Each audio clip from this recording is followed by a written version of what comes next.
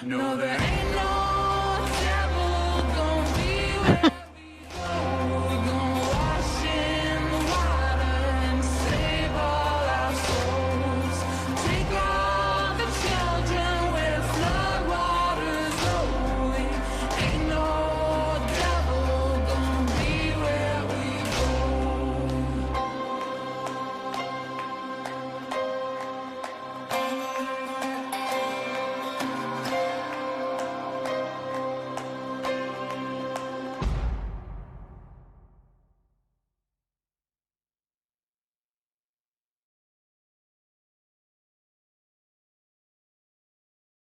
I've been plagued ever since I was a kid from the supernatural. I remember as a child waking up in the middle of the night with these things visiting me, whether it be demonic type shadow figures, kids dripping flesh, things tearing at my body, terrified the hell out of me. I really didn't know what to do. I really didn't know where to turn. We didn't have cool television shows like Ghost Adventures and Ghost Hunters and stuff to really turn to. For me, it's a higher calling. It's not like I feel like, oh wow, I want to be a ghost hunter like the guys on TV. I was doing this long before Ghost Hunters was on SyFy and GAC was the big thing, but I didn't know what the hell I was doing, but I was out there looking for something and I was trying to find answers. COPS is our acronym, Crossing Over Paranormal Society. We go out and we investigate claims of the supernatural. We have a team that's built of all different kinds of different characters. I mean, some don't believe in this. We have Catholics. We have a Buddhist. We have a Wiccan. We have a guy that teeter-totters even Satanism. Children that struggle with the paranormal. That's my passion. I don't care. You give me the greatest building in Arizona that's got the best of claims. I'd rather take the case with the kid that's haunted, that doesn't know where to go, doesn't know where to turn, and help that family out. Do sometimes we kind of push our boundaries? Absolutely. Do I wish that sometimes that didn't happen? Of course. But when you feel called to do something from a higher power, you almost you take the good with the bad. And if that means that sometimes we suffer a little bit for the cause, to helping out that 5-year-old boy that's struggling, that can't sleep at night, to let him know, hey, look, you're not alone. We are here for you, and if you have any questions, feel free to call us. When we go to another client's house, I'm actually able to sit down and I've been able to calm these parents down.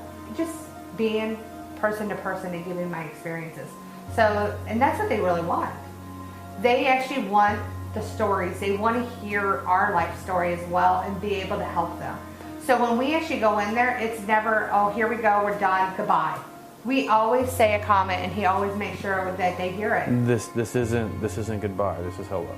We really do feel, me working where I do, dealing with people who have mental illness, I've definitely seen the connection between that and the supernatural. And people ask us, why would you think a mental illness or someone with Alzheimer's would get that more paranormal activity? People with Alzheimer's, dementia, they're heading straight back to where they came from. Kids that have imaginary friends, they're fresh from the place that they came from. Their minds are open. Animals, they're connected. And I feel really blessed to be that guy that people call when something's going on. I mean, this isn't a way of life. This is my life. Wait, don't move, don't move. Nobody move. Hold on. What the hell was that? Here? Whoa, whoa, whoa, whoa, whoa, whoa. Holy Christ. I just caught a ball of light. Tell me why you're here, and tell me now. I'm giving you permission to touch me. So you don't like touching people if they give you permission. Whistle inside this room. Ow. It went away. Did it really? No, right there it is. It hurts. There it is. Stand up a little bit. Look at the other one. So we got two going at once.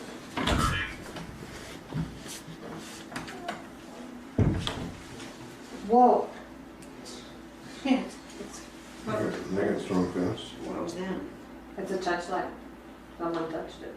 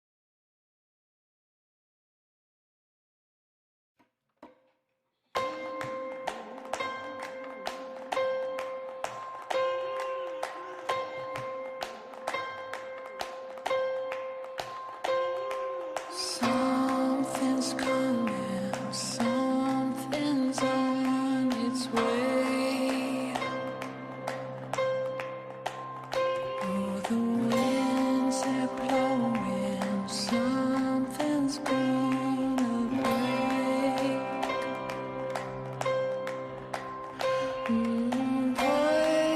your hand in mine. We'll run together. It'll be hard to find. Something's coming. Something's on its way. No, there ain't no devil gonna be where we go. We're gonna wash in the water and save all our souls. Take all the children where flood waters rolling. Ain't no devil gonna be where we go.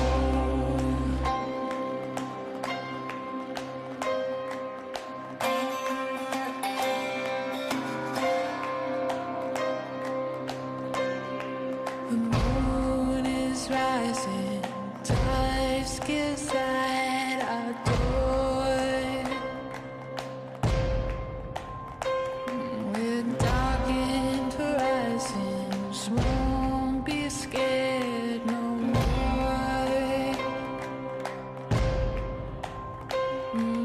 Blood in the river, blood in the sky.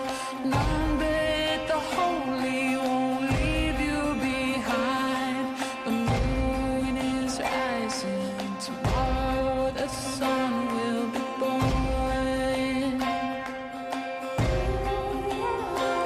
No, there ain't no devil gonna be where we go. We're gonna wash in the water and save all our souls.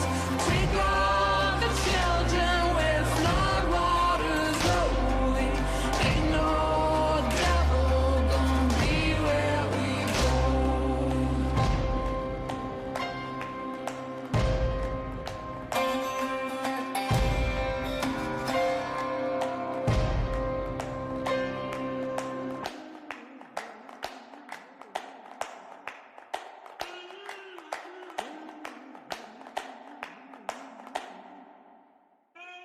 No, there ain't no devil gonna be where we go. We're gonna wash in the water and save all our souls. Take all the children where flood waters rolling. Ain't no devil gonna be where we go.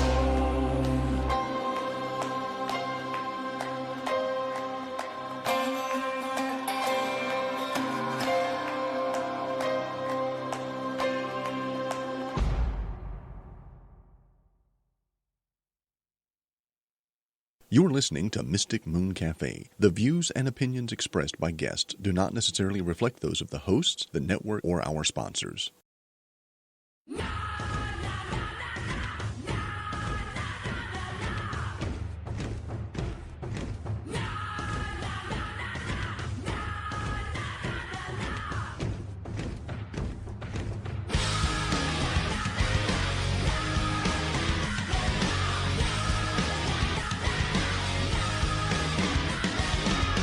We came to battle, baby.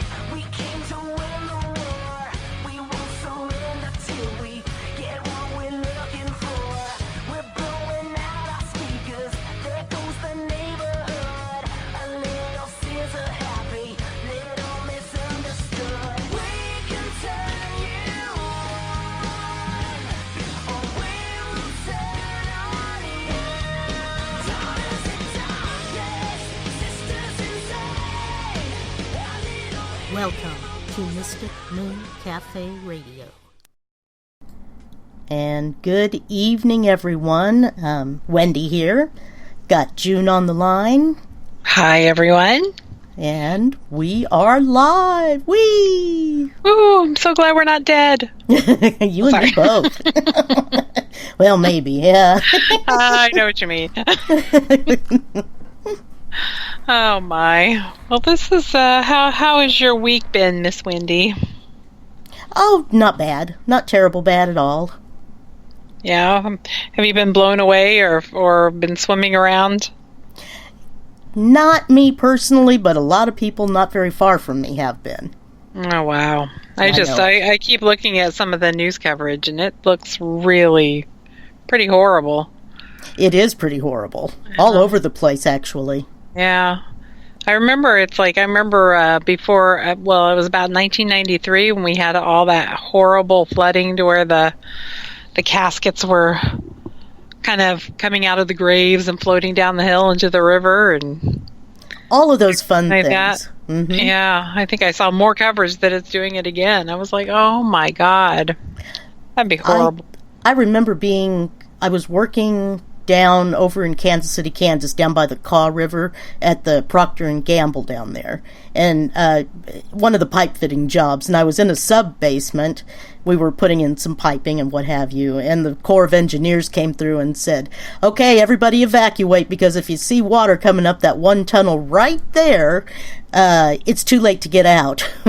Oh my gosh. And my tool buddy and I said, all right, we're out of here. Oh my God. Mm-hmm, mm-hmm. Yeah, that's pretty horrible. Yeah. Oh, I'm sorry to hear that. It hasn't been too bad out here, at least, rain-wise. So Right. Well, that was in 93, though, so. Yes, exactly. But, I'll always remember that, though. The pictures, they had that special with all the flooding and everything, and the pictures of all the caskets and everything floating down the river. I was just thinking how horrible, just how horrible that would be. But one thing I can tell you that I learned about a lot of kind of modern caskets, I'm not sure when this started, it might have been the 60s or 70s, but they have a little vial that screws into the side of the caskets where the handles are. And in that vial, they have a little scroll in there, and it has all of the deceased's information, birth date, death date, where he was born, all of that stuff in this little scroll. So if something like that does happen, they can usually identify it. So I just thought that was very interesting. That is very interesting. Yes, I was going to say we have a casket at Spooked in Seattle that has one, and I was just like, oh my gosh, it's true. I don't know where else I've heard that recently, but I believe I have. It's very fascinating, but very. Yes, but other than that, I have been really, really busy. We've just had one investigation after another, which has been nice, but it's also been really tiring. And my work, I've been working about 55, 60 hours a week, so that's been really fun too. So I'm a little on the exhausted side, but it's okay. It's okay. I'm still alive. Yeah, I'm still alive, and that's the main thing. So all that's great. So yes. But who are our guests tonight?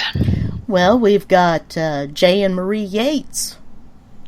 That's awesome. Yates Family Haunting. And I can tell you, I first actually met them and saw them doing a presentation at the Eureka, Nevada Paracon.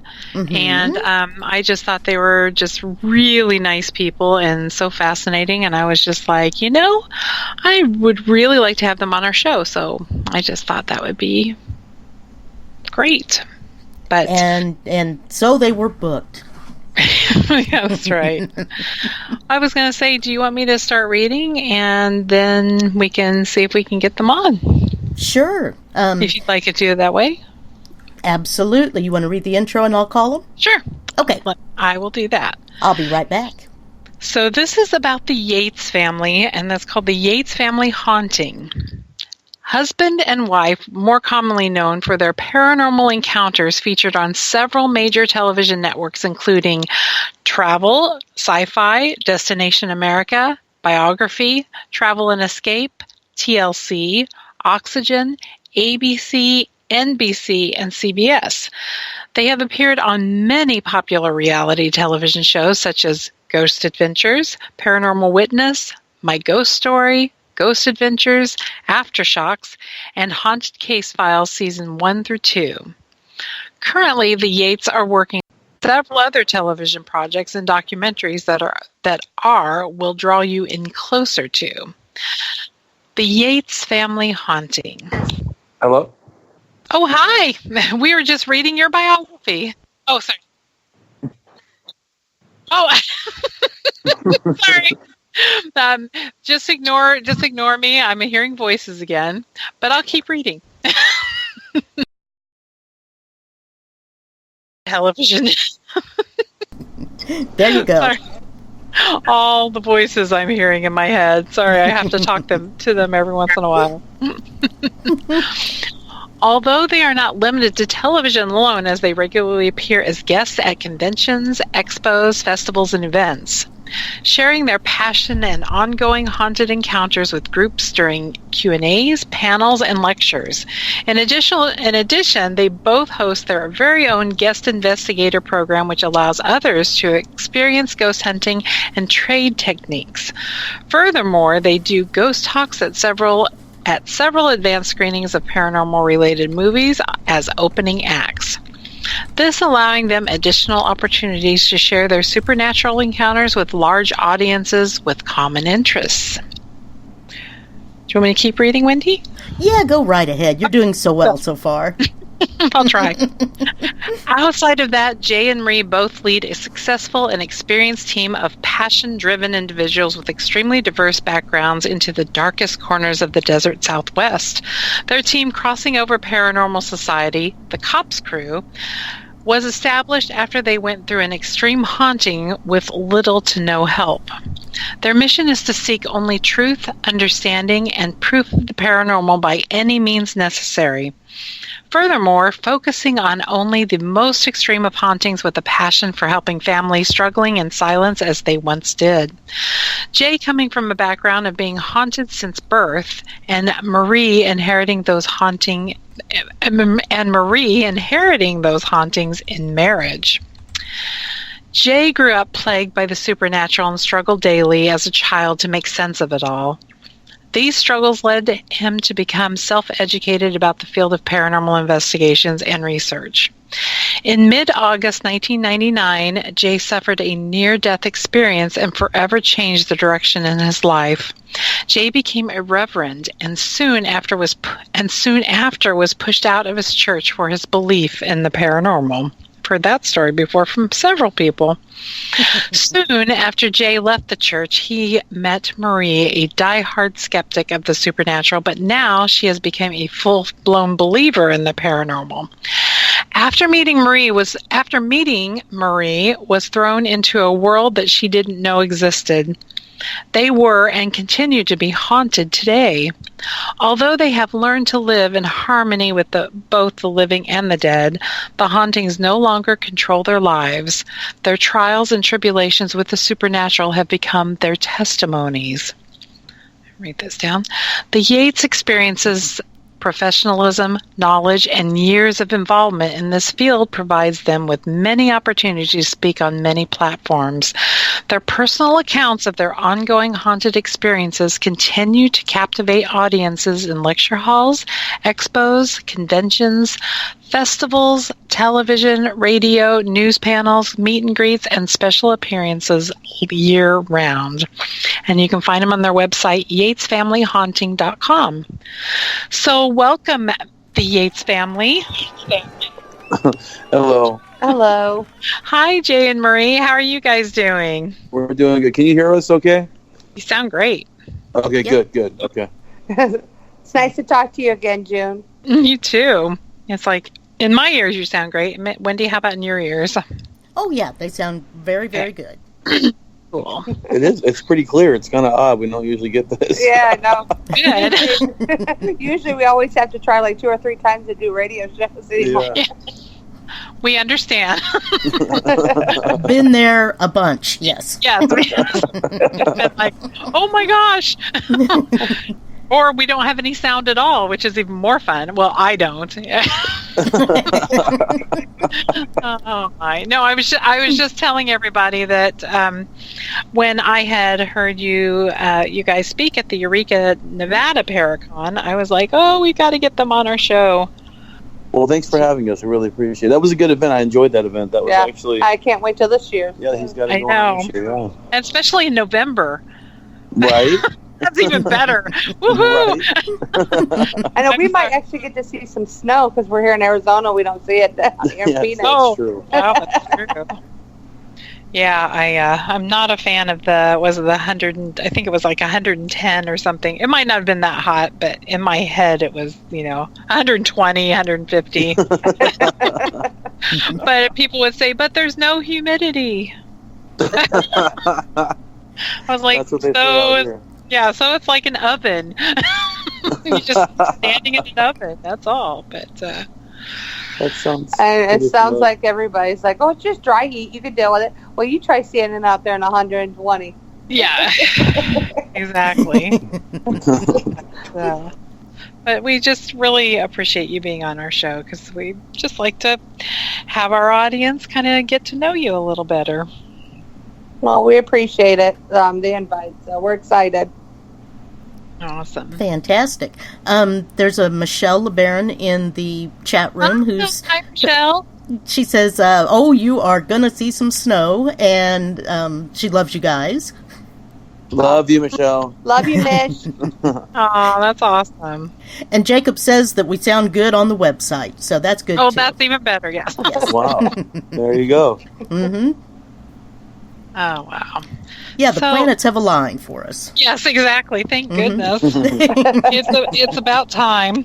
It's like, although I've been at work since about 5:30 this morning, so it's like my brain is now finally starting to come down a little, and I can relax a little more. So, just saying. Oh my gosh. Hopefully Nothing no like more interrogations, right? Yes, exactly. We'll take it nice and slow. There you go.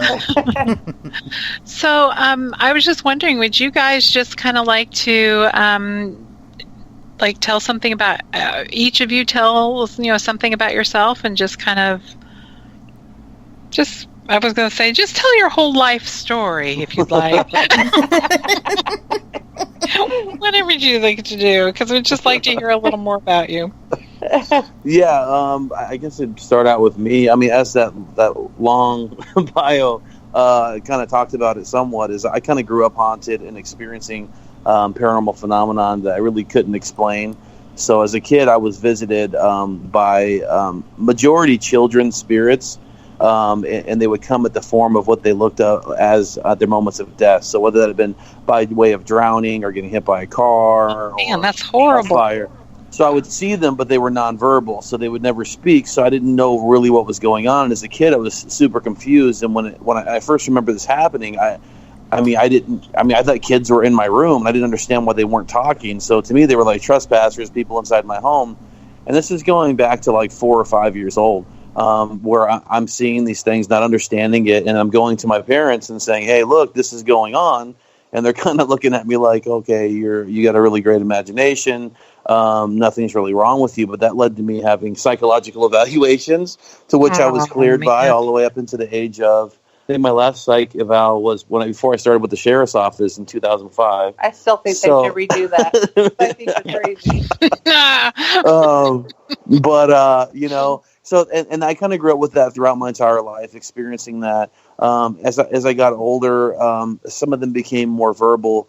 But I used up a lot of batteries with flashlights, staying up at nighttime, because every time I'd go to sleep, these things would wake me up. So I'd build these like fortresses with like these forts with like blankets and pillows and clothes and hide myself in my bed. And then these things would start trying to like come through these little fortresses I thought were going to protect me from the paranormal. And I didn't understand, obviously, and we didn't have like these TV shows that Maria and I have been really fortunate to be a part of to really like emulate or to understand. So as I got older, I started hearing about these people called Ed and Lorraine Warren, and I was like, oh my gosh, they get it, And, they would be in little magazines that my grandmother would have, like Reader's Digest. So I would like go through all of them and cut out all the little articles and put them in like a shoebox and stuff. And I would read them regularly. But I was kind of like the weird kid in school, I guess, because like all the other kids were like reading like age appropriate books. And I'm reading books about cryptozoology, poltergeists. Weren't we all really? We all the weird kids at school. A lot of us, anyway. Right. Wendy wasn't. Wendy was, the sweet, normal kid. So.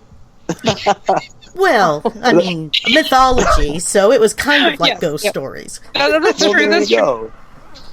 But that continued all the way up until August 13th of '96. I had a near-death experience. It kind of like rocked my world a little bit, and I kind of understood spirit a little bit more after that.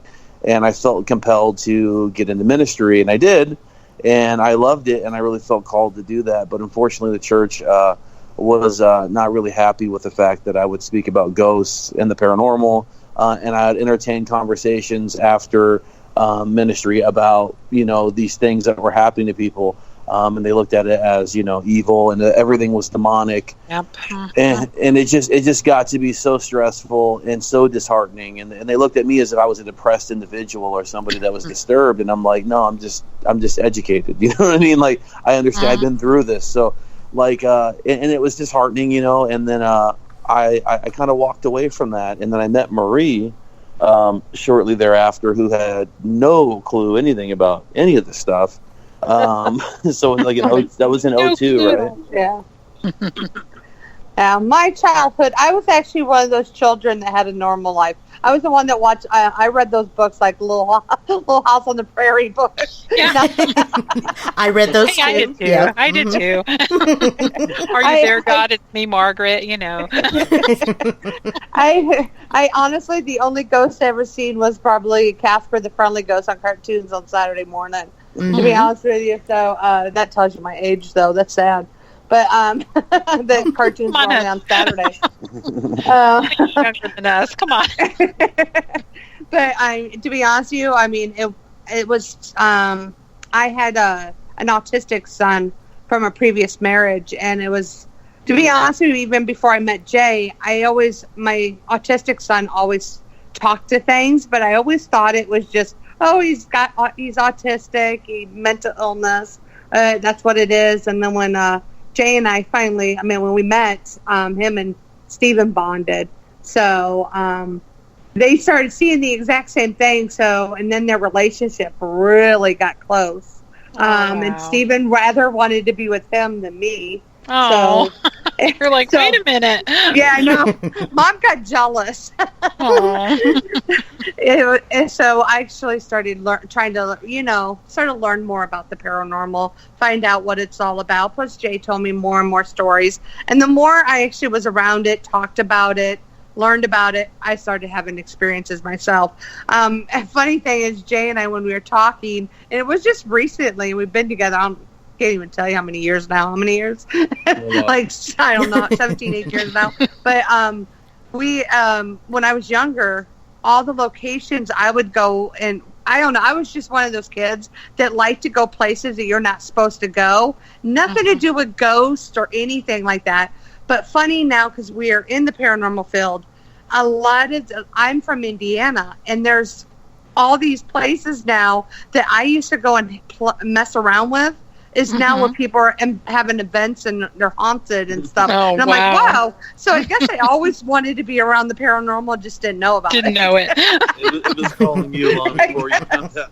So it was just funny. Like, I'm like, wow, look, I used to hang out in that place. Oh, now they're having a paranormal. Yeah.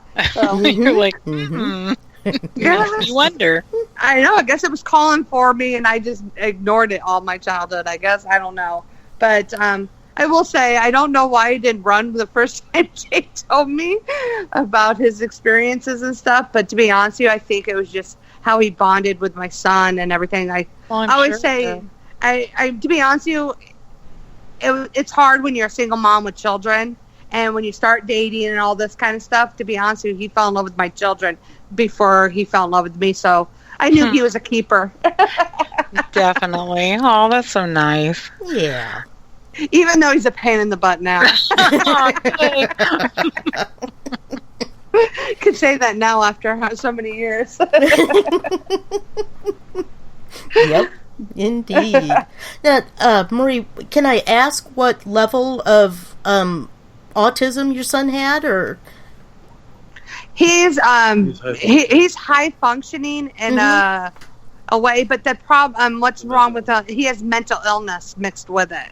So it ain't just autism he has mental illness too. Okay. So, yeah. So it's like a combination. So like his is a lot of anger. He can't control it. Like he'll just think people are always talking about him and stuff like that. So it's really, it's been a challenge. And he can't understand sometimes how he feels, and he's tried to hurt himself quite a few times in his life. So it's so sorry. Yeah, it's been a challenge, but he's doing better now. He's we brought him home now. He's 22, so we have him home so we can actually watch over him a little bit better. Oh, well, good. That's good. That makes that connection that he and Jay made even more special in my book. Right. Now I will say, I don't know who's gonna, their heads a little close now being 22 and dad now. I will say I run when those two start going at it. Might as well, yeah. Put the headphones on, go get an audiobook or something. And yeah, it's probably a good idea. Oh, wow. Hey, Marie, can you tell me, though, what was one of, like, your first experiences that made you go, okay, this is really real now? Well, it actually was my very first experience, to be honest with you, and it just, how real and what I saw. Jay was actually, it was right before Jay was actually going to propose to me, and I had no idea he was going to, but he wanted to actually tell me, like, sit me down and tell me all these stories, all the stuff that he's gone through and everything like that. So they built this bonfire. I was giving you a full disclosure of the hauntings that have followed me since I was very young, and letting her know that if we move forward, she was going to inherit it. Wow. So he it was really romantic at first. I thought this was so sweet. He built this bonfire, had some drinks and all this. I'm like, oh, this is going to be cool. All of a sudden he starts talking about some creepy crap. Oh my! You're like, okay. So I'm sitting here like, okay. Well, all of a sudden Jay has a man cave. Well, I called it a man cave in our backyard, and there's a refrigerator freezer in there, and I will tell you, this refrigerator freezer actually is very tight. I barely can open it. That's how bad it is. I hated going in there to grab anything because it was one of those refrigerators that feels like you have to be like, suction. Like it's so much suction. Oh yes. I had to be hawked to actually pull it apart on the out. Oh my God. We were sitting there. Jay was just explaining stuff, and all of a sudden the freezer flew open and meat started flying out. And I mean, what? Flying. Yeah, it was just like flying out, and I'm sitting here. It was like something out of a movie. Yeah, it was. It was like something out of a movie. But here's me, never experienced anything. I'm like, oh no, okay. It's frozen. It's slippery. It just had that kind of leverage to throw that far. Right. Throw it 12 feet out of a refrigerator. That happens all the time.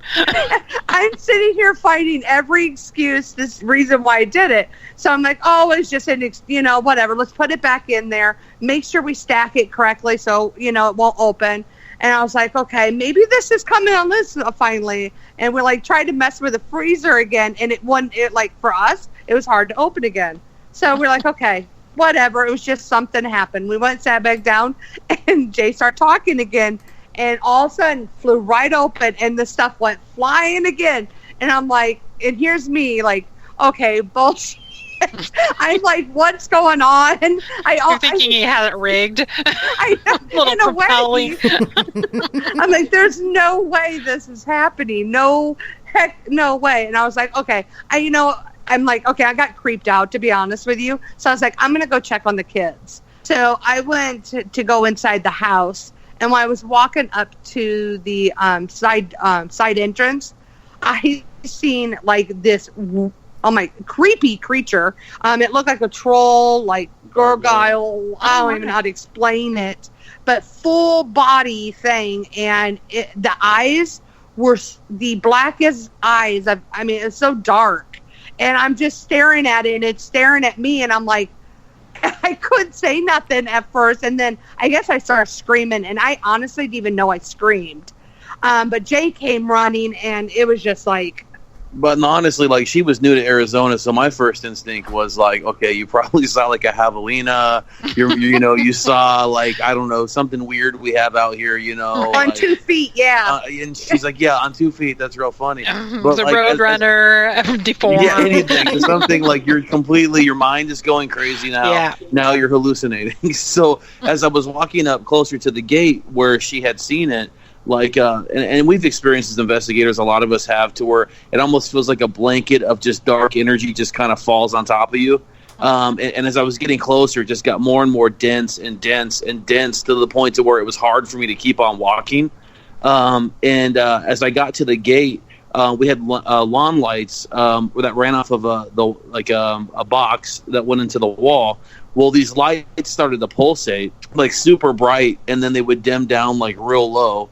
Like they were like, it was this weird like breathing motion with these lights. Oh, wow. The lights were breathing. It was really weird. Great. And all of a sudden we hear this loud explosion, and that's when the box blew up and the lights blew up. And I'm like, well, this is kind of ironic that this would have happened at the same time you saw this, whatever. And I was honestly, I think I quit talking at that moment and I ran inside to get the kids. That's all I thought about was my kids. I'm like, well, yeah. I'm going towards my kids. I'm going to get my kids. Mhm. And I'm like, no way. And I'm like, I honestly, I don't know why I didn't grab the kids, get in the car, and leave. You probably should.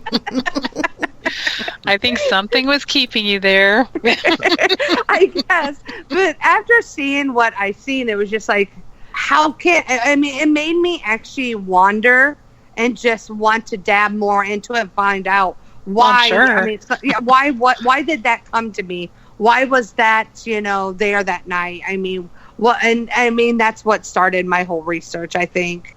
Did you kind of figure that out? Did you kind of like figure it out what it might be?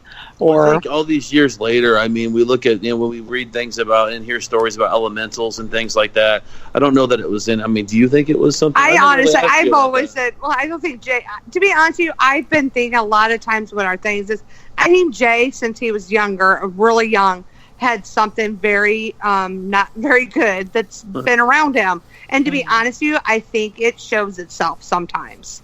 And I think it tries to like show Jay, like, okay, he's bringing somebody new into his life. Almost a scare. Yeah, like to scare me away or something. And I've noticed that throughout our whole lives. To be honest with you, from our youngest son and everything, like different things have happened with our son and everything. It's just like, I don't know. I just think when something good is happening, something bad comes in there to try to say, like, you know what, watch out, I'm still here. So, wow. And I just think it's something that's always been there with Jay. So I always say it's his dark man on his back. I don't know what else to say about it, to be honest, because Jay never really has really gone and done research onto what the thing is on.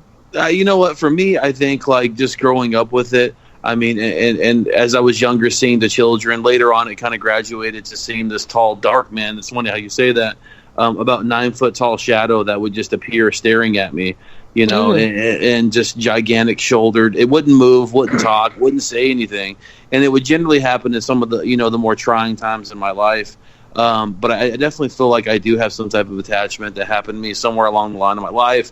I can narrow it down to a condominium I lived in with a murder-suicide that took place and whatnot. Oh, wow. And me as a child communicating with those dead children inside of that condominium. And I always say, I have dreams about it. There's not a day that goes by. This is back when I was like 5 years old, 6 years old.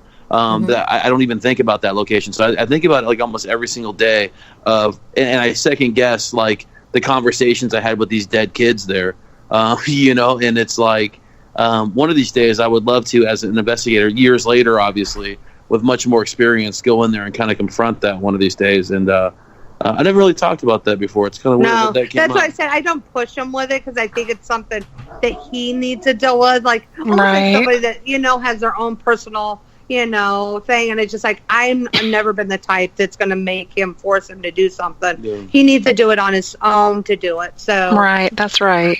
I know throughout our whole life. It's ironic that we're even talking about this now, because it's weird how like you look back at stuff right now. Like Stephen, the first house that I met Marie in, there actually was a murder-suicide of a man named Snake. That was his street name, his moniker, and some kid named Nicholas. that he held it. We found out later he held himself hostage in the apartment, killed his son, drowned him, and then killed himself. Oh man! But it's very ironic now that I think about this. In my connection with Steve in this condominium that I lived in for a short time, where I believe I picked up a lot of this attachment. It was a husband that murdered his entire family and drowned his kids in the bathtub, and then caught a portion of their body on fire. Man. And it's very similar, and it's very odd another thing that's that very would have similar happened to that. is that I never really put that together. It's kind of weird. Another thing I know we did a long time ago is my autistic son's birthday is August 13th. It's the same day that he actually... Yeah, August 13th of 96. August 96 is Steven's 99, 96. August 13th of 96 is Steven's birthday. My near-death experience was on August 13th of 99. Wow. So it's kind of odd. So then all those individuals that are into numerology and whatnot, I find it kind of ironic that those things kind of happen. But I think there's a plan for us in life, and that sometimes. And Steven used to. Another thing that really got me more into helping, like, to be honest with you, like helping families and really getting angry with the paranormal is, to be honest with you, is every night getting woken up by my son screaming. Like somebody was murdering him. He was actually tortured by the paranormal nightly for that's horrible. It was like for almost 3 to 4 months straight. I would have to stay up and just rub him and hold him and rock him for the longest time. I mean, that was at the apartment. And he used to tell us, he used to say the dark man needs to go back to dad. Dark man needs to go back to dad. So I always think that's funny because I hadn't seen that particular entity in years, and I saw him when you were actually out of town. And there's actually a show that we did on Travel Channel called "Scariest Night of Our Lives," and it kind of showcases that exact moment when we met in the apartment and how these things transpired. But the dark man did come to me that night when I was, of all things, hanging up a picture of Jesus shepherding sheep through a valley of darkness. It was this painting, and then all these things kind of started happening immediately, and that thing showed its face. But very interesting, though. I mean, our kid very in tune. I can tell you that Ghost Adventures-Aftershocks, Zach actually, we were on that show, and he actually dispatched a parapsychologist that was also a doctor and a psychiatrist. That came out here all the way out to Arizona and really worked with me, Marie, and my son Steven about some of the abilities that he had. It never made it to the show, but he went to a lot of trouble setting this up, where they put a partition wall up and there was like questions being asked to like Marie, like what Steven was holding in his hand and whatnot. And they had some kind of weird psychic connection. We found out Steven kind of like sees things that other people don't see. From those meetings, I found out that every time we were having a problem with my son running when he was younger, and he would like run to these crosses and stuff, or run away from crosses. Is that what it was, right? Because he would see these accidents, how they happen, and these crosses on the side of the road. So he was terrified when he saw them because he saw the bodies and the people associated with those memorials on the side of the road. So it would freak him out. And I didn't know that. But he sure the heck was experiencing it. I never thought of that. Wow. Yeah. That lady, Zach really had that. I mean, Zach went I don't remember her name. I have her written down. I mean, I know she sent me a message. Really nice. I mean, that's really nice about it. I have to say, sometimes, I see Zach or whatever, and I kind of roll my eyes and everything like this. But hearing something like that makes me have a little more faith in him. I have to say that's really, really nice that he did that. He really went out of his way. I mean, it was emotional for our whole family. And he reached out to us, and we did ask for the help. And kind of understanding things. There was a little bit of tension between him and I during the interview. You see me, and I definitely could tell my blood pressure has risen because he was questioning a little bit about like us going ghost hunting and how that was affecting our kids. And we were trying to explain to him whether we were ghost hunting or not, this kid is haunted. It has nothing to do with what we're doing, But he really did. He did actually. And I know that people hear a lot of like negative stories about him in the community, but that was one thing. He did go the extra mile, and he never really got the recognition that he could have from the show for how far he went to help our family out. Wow. But yeah. That's And pretty I mean, even commendable. to this day, anytime we see him, he's always asking how Steven is. He has not forgotten, and he's always asked how he's doing. Asking what he's up Since to. then, we filmed with them like three or Yeah, four we times filmed since him then. like 3 or 4 times, and he's always asking about Steven. So he's always keeping up. So I mean, it was a blessing that Zach did go out of his way for that. I mean, it was a special thing, to be honest with you. That's Neat. really nice. That's very special. Steven will actually talk about it. He goes, Zach's my friend. Aw. So he has that in his mind that Zach's his friend. So there. Aw. So nice.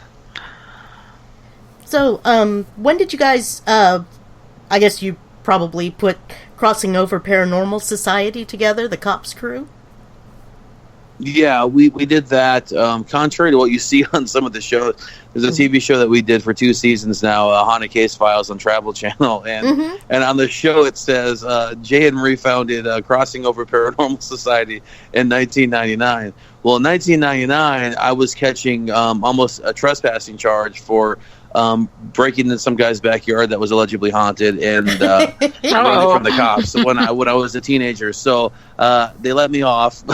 But we actually, in 99, I definitely was not I didn't know you in 99. I didn't even know her in 99. But they did. I don't know how that got in there the way it did. But in 2003 is when we started to establish Crossing Over Paranormal Society. And contrary to what some people believe, is that we're all about crossing spirits and whatnot. It was not so much our focus. Crossing Over Paranormal Society, COPS Crew is the acronym. Majority of our crew were cops at the time. I worked law enforcement. We were all military. Oh, wow. Ex-military, firefighters, EMTs, When whatnot. we first started, yeah. In the beginning, we had to focus a bit on trying to cross spirits, but since then, I really not something that I'm necessarily fond of is crossing. Well, I'm not saying there are some out there that need to and want to be. That's fine. I just don't think all spirits want to be crossed over, to be honest with you. So I don't think everybody should go because there's a haunting in your house, you should cross it over. I used to, and that was my religious ties, is where I always thought, oh, these things, they need to go to the other side or whatever. And I remember trying to cross over a boy and actually the Gaslight Inn in Glendale. And I remember attempting to cross him and his resistance of doing so. And then in turn, I realized that where he was at was actually his heaven. And I was, well, who am I to take him away from that? So it really made me put things in perspective after that. And that was years after we had formed Crossing Over Paranormal Society. But I broke down. I was broke down for a good hour about it. Like, I couldn't control myself. And I realized, wow, it was really a huge wake-up call for me as an investigator, realizing that, that heaven and hell aren't that far away, or the other side is not that far away. So, I mean, which is referred to as interdimensionalism, to where you have ghosts and angels and demons, if you will, crossing us at all times. Sometimes we're lucky enough to see them. But I really don't feel that heaven or the other side or the afterlife is really that far away. I feel it's all kind of here in one big, petri dish, if you will. You never know. Well, that's one thing too that I always thought, that if you're dealing with an intelligent haunting, right. It's like maybe it's more of a counseling session with them and just talking to them and saying, do you realize you're scaring this family? Can you back off? Yeah. Whatever. And or if you can, if you can leave, would you leave? But if you don't want to leave, just try not to scare us, try not to scare our family. And sometimes I've heard from a lot of our clients that sometimes that does work. But I always said that to people who came in there and said, I'm going to clear your home of all spirits. I said, what if it's a residual haunting? How are you going to clear a residual haunting out of your house? Exactly. And things like that, something that just keeps playing over and over, like a record. Right. It's like... Well, I mean, I think we forget as investigators that ghosts are people too, and I think that gets lost in translation with what we're doing. Marie and I remember back in the day, our biggest goal was to catch amazing evidence. And I don't know if it was for trophy purposes or really what it was in the beginning, but I'm glad I'm able to admit that today, years later in my, doing this. But I remember the time when we had a client and we caught the Holy Grail. We caught the photo, we caught the audio, and we caught some cool stuff on video. And we presented to the client that has been experiencing this haunting for like 10 years. And they're like, oh, cool, wow, see, I'm not crazy. And the first thing out of their mouth was, well, now what? And I looked at Marie, and we're like, oh, crap. What? and I said, you got a really good point there. So after that, Marie and I made it our personal mission to not focus so much on the investigation, but focus more on the client. And especially when we're dealing with residentials and we need to remember this as investigators, you don't always need to go into the house to perform an investigation to help a family out that's haunted. So Marie and I spend most of our time, we've been on a case now for about 8 months now, I believe. And we've met with this woman. We've had conversations via email and whatnot. She's going through some very dark haunting that could be potentially something even darker. But it would be dangerous for us, given the conditions of the home, for us to go into right now to do anything about it as far as an investigation. And what are we really going to be able to do? Prove that she's not being, prove that she's being honest or dishonest? I mean, that's really not helping her. So we spend a lot of our time just really counseling and speaking with our clients. Right. And people think that we're unapproachable now because we do so much television and appearances, but that's really why we got into this. So the appearances and the shows, that's nothing compared to the reason why we're really in this. That's to help people that are struggling with the paranormal like we once did. I think a lot of people that do residentials need to be cautious that because I think a lot of the new teams and stuff like that go out and investigate and stuff. I think they just rush into these residential homes, and to be honest with you, they're making it worse for these these families. I mean, they're not really helping them. All they want is that, I want to catch that evidence. Right. But you're making it worse for the family. So every time we're out speaking to people, I mean, if I could just preach anything about me learning anything, doing all this stuff I've done, is be cautious. Don't even do residential until you know what you're doing. I mean, to be honest with you, I mean, it's dangerous. You can really hurt residential is not for everybody. I remember when we had our first haunting, and we had a very dark, and I would consider demonic haunting in our own home and our own family that just got ridiculous. And I finally reached, and this is like prior to months before us forming Cops Crew. And we didn't know what to do. We didn't know where to go. We didn't know where to turn. So we started reaching out to local teams, which denied us and said, hey, we don't really deal in this darker natured stuff. And maybe you should reach out to clergy. So I reached out to clergy. Clergy was like, no, you're not part of the church. It's a liability. I have a family. Lord. And we kept getting turned down left and right. But now, years later, I look back at this and I go, wow, how responsible was that of them to turn us down because they weren't prepared to handle it. Right. And I think sometimes we're scared as investigators. Sometimes we have too much of an ego that we don't want to, we get this cool case and we don't want to let it go. But sometimes the best thing to do is to let it go and to give it to somebody else that actually has more skills or more education on the subject matter that they're dealing with, if that makes any sense. Well, I think, a really important thing about residentials is you have to listen to the client and take a lot of time with them and listen to, where they're coming from. And, I think that's one of the biggest things in the world is somebody that actually listens to them and believes what they're saying is so important to a lot of them. And some of them may be a little, on the crazy side. And even listening to them is just a world of, wow, you're listening to me. You're not making fun of me. You're not, anything like that. But yeah, I really agree with you. A lot of teams out there, especially a lot of the newer ones, are kind of rush in and then just look at all this cool evidence I caught. Wow. And they're like, oh my God. And they see you later. Mm-hmm. Yeah. Exactly. That's true. Not to mention the legal liabilities that people face going in these days. And again, that's something else that teams don't really think of is that it always makes me nervous. Yeah. The mental illness. Mental health, you have you could say one thing, the wrong thing to a client, leave the house, something happened, and then you were the last people there. You told them that they had a demon, and the next thing you know, someone's hurt themselves or hurt their family. And it's something you really have to be careful about. I can't even tell you, or it's like our group going in after another group has told this family they have a demon and all this other stuff, and the damage that does to some people, and especially not even having proof, just their, and I'm using my air quotes when I say this, just their psychic has told them that they have a demon, in the house, and that's what's plaguing them and everything like this, and they're and good luck with that. Yeah, exactly. And then we come in and it's like, well, your radiator keeps, he keeps pounding at night. And that's the knocking. We're hearing that, and things like that. Yes. And it's like, oh my God. But yeah, I kind of understand that. I remember the first time, before we even became really, when we started forming our crossing over and everything, after we had our own haunting, we did our own team. And then I remember taps coming out, and I was like, oh my gosh, this is so cool. We're not the only crazy ones, we're doing this. It was really cool watching ghost hunters on TV and stuff. That was the first time, I think, for me, not really knowing the equipment or anything. What I was doing prior to that was just going around using disposable cameras, honestly.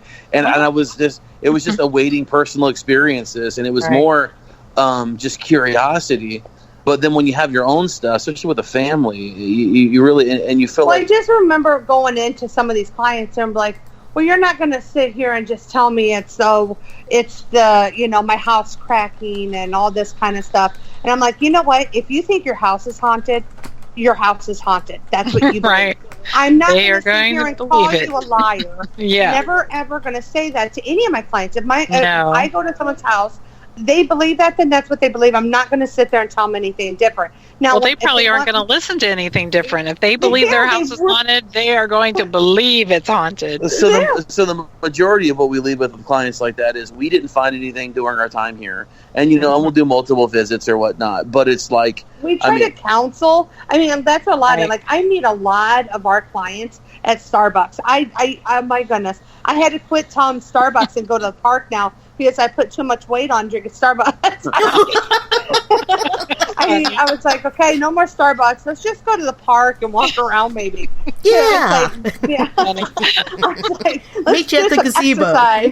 Yeah, that's much better.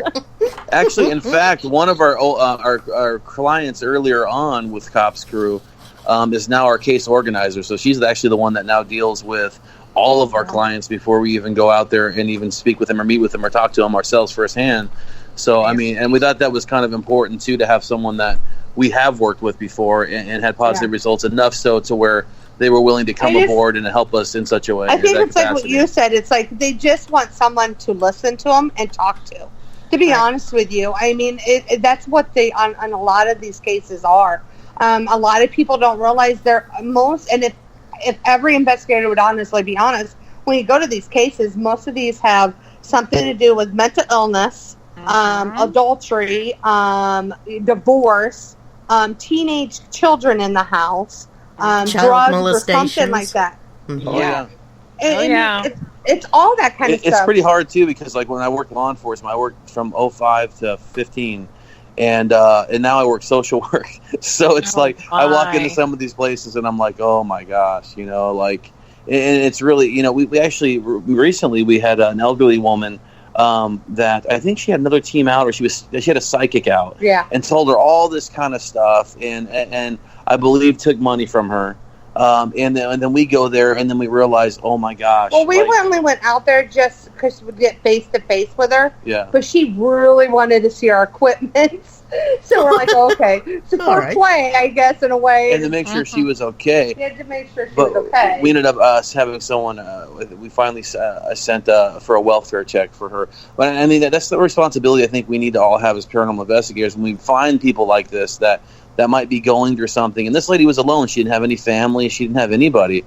And she was really, her mind was deteriorating. And I'm not saying she wasn't having paranormal activity, because there was definitely something going on there. And I think sometimes, those ailments sometimes thin the veil to the other side, especially I work with mentally ill for 15 years now almost. So it's like, I get it. But she definitely had some underlying health issues, mental health issues. She needed more than she needed a Ghostbuster, if you will. You know what I mean? Yeah, definitely. Oh, yes. I won't even start on those stories. We'll be here for at least for 6 hours. Yeah. Yeah, I'm the vice president and client coordinator of our group, so I get a lot of people that call in first, and it's just one of those things where you're just like, oh my God, I'm hearing, about the ghost of Jesus that comes and tries to stab her with a silver spear every night, and it's just like, oh no, and I'm just, I have to listen. It's like, oh, well, I'm so sorry that happens to you. Yeah, it's just like, it's very difficult, and like, I don't. Do you go to church? Do you? It's one thing too. It's like you say to some people like that. Do you go to church? What about your minister? Have you talked to your minister about this? Right. Because hopefully you would think that if she did, they can actually also get her help. But absolutely. That's the reason why with Crossing Over Paranormal Society, when we started it, it started with all the cops, the firefighters, and we all were Christians. Well, one time we got called out to a house, and we found out they were Satanists. Oh. And we're like, oh, crap, and they're asking us. And to us, I mean, to be honest with you, back then, we were sort of uneducated on that because we didn't really do all the research on that. We're like, well, we want to say, duh, your house is haunted because you're a Satanist. That's what we wanted to say. But, But after years, though, of doing this, you really, that is weird, though. At the beginning, we had no idea. Like, why would a Satanist be calling us saying something about a demon? That was because I was undereducated about what that was all about. So, that was me just being, undereducated. But since then, we had to reach out to people that were involved. With that type of stuff, to really have an understanding of what it was all about, to really help those clients. And since then, I think we've had about 2 or 3 Satanists. Well, like on our team, we have a Wiccan, we have a Buddhist, we have some. We had a Reverend, Catholic. We've had all these that we just try to bring in. Plus, we've done a lot of research into all this other stuff. So you kind of have to in order to really get a good grasp on. We had a good experience one time. We went in Salem for Salem Con, not this last year, but the year before, and we were with our friend Scott, and we all decided to go and visit. Everyone kept telling us to go to the church, the Temple of Satan. Yeah, Scott told us to. Scott, the Grunwald or something. He's like, yeah, you got it. And I'm like, I don't know, dude. Like that looks, I don't know. And he's like, no, dude, there you go, check it out. And so we go there, and the place was completely shut down. It wasn't even open. And we come walking out of our rental car, and we're looking at it, and we're like, this is creepy, dude. Just like, this is weird. Just so, foreign to me. And then all of a sudden, we go walking back to the car to leave, and these people came out, and they're like, hey, come on in. And we're like, oh, God, are they going to give us, punch and cookies? Like, what's happening? What kind of punch? And then still, again, that's just, we went in, and much to my surprise, pretty normal, house. Okay, there were some strange sculptures there. But you know what, though? That's their culture. But at the end of the day, literally, it was a Christian dude and a Satanist having a conversation about religion, faith, God, spirits, ghosts, the paranormal. Nobody was yelling at each other. Nobody was screaming. No one was pointing fingers. There was no hostility. It was literally, we were laughing. No one was judging. No, we were laughing at each other a little bit about stuff, poking fun at each other a little bit. And learning from each other, and I think that's what we lack in hugely in the paranormal community, is that lack of open-mindedness and being able to sit down and at least have a conversation. I will honestly say, I honestly don't call myself a Christian anymore. I say I believe in God, and that's what I say anymore. Just because, to be honest with you, I feel a lot of the Christian are the ones that do a lot of judgment. It didn't help when you get kicked out of the church when you're passionate about the word and you get kicked out. Well, I even got kicked out. My sister's husband passed away, and they had I think he was 4 years old at the time. No, 3. He was 3 years. Son, both. Yeah, their son, my sister's son, and her husband that passed away.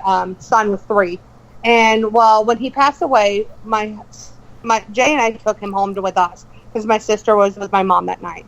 So there was an experience that night where I will honestly say I hated my brother-in-law. I will honestly tell you, I thought he was never good enough for my sister. I was one of those sisters that you're a piece of shit, you're not good enough, you know. He was an alcoholic. And I just thought he was a crappy person.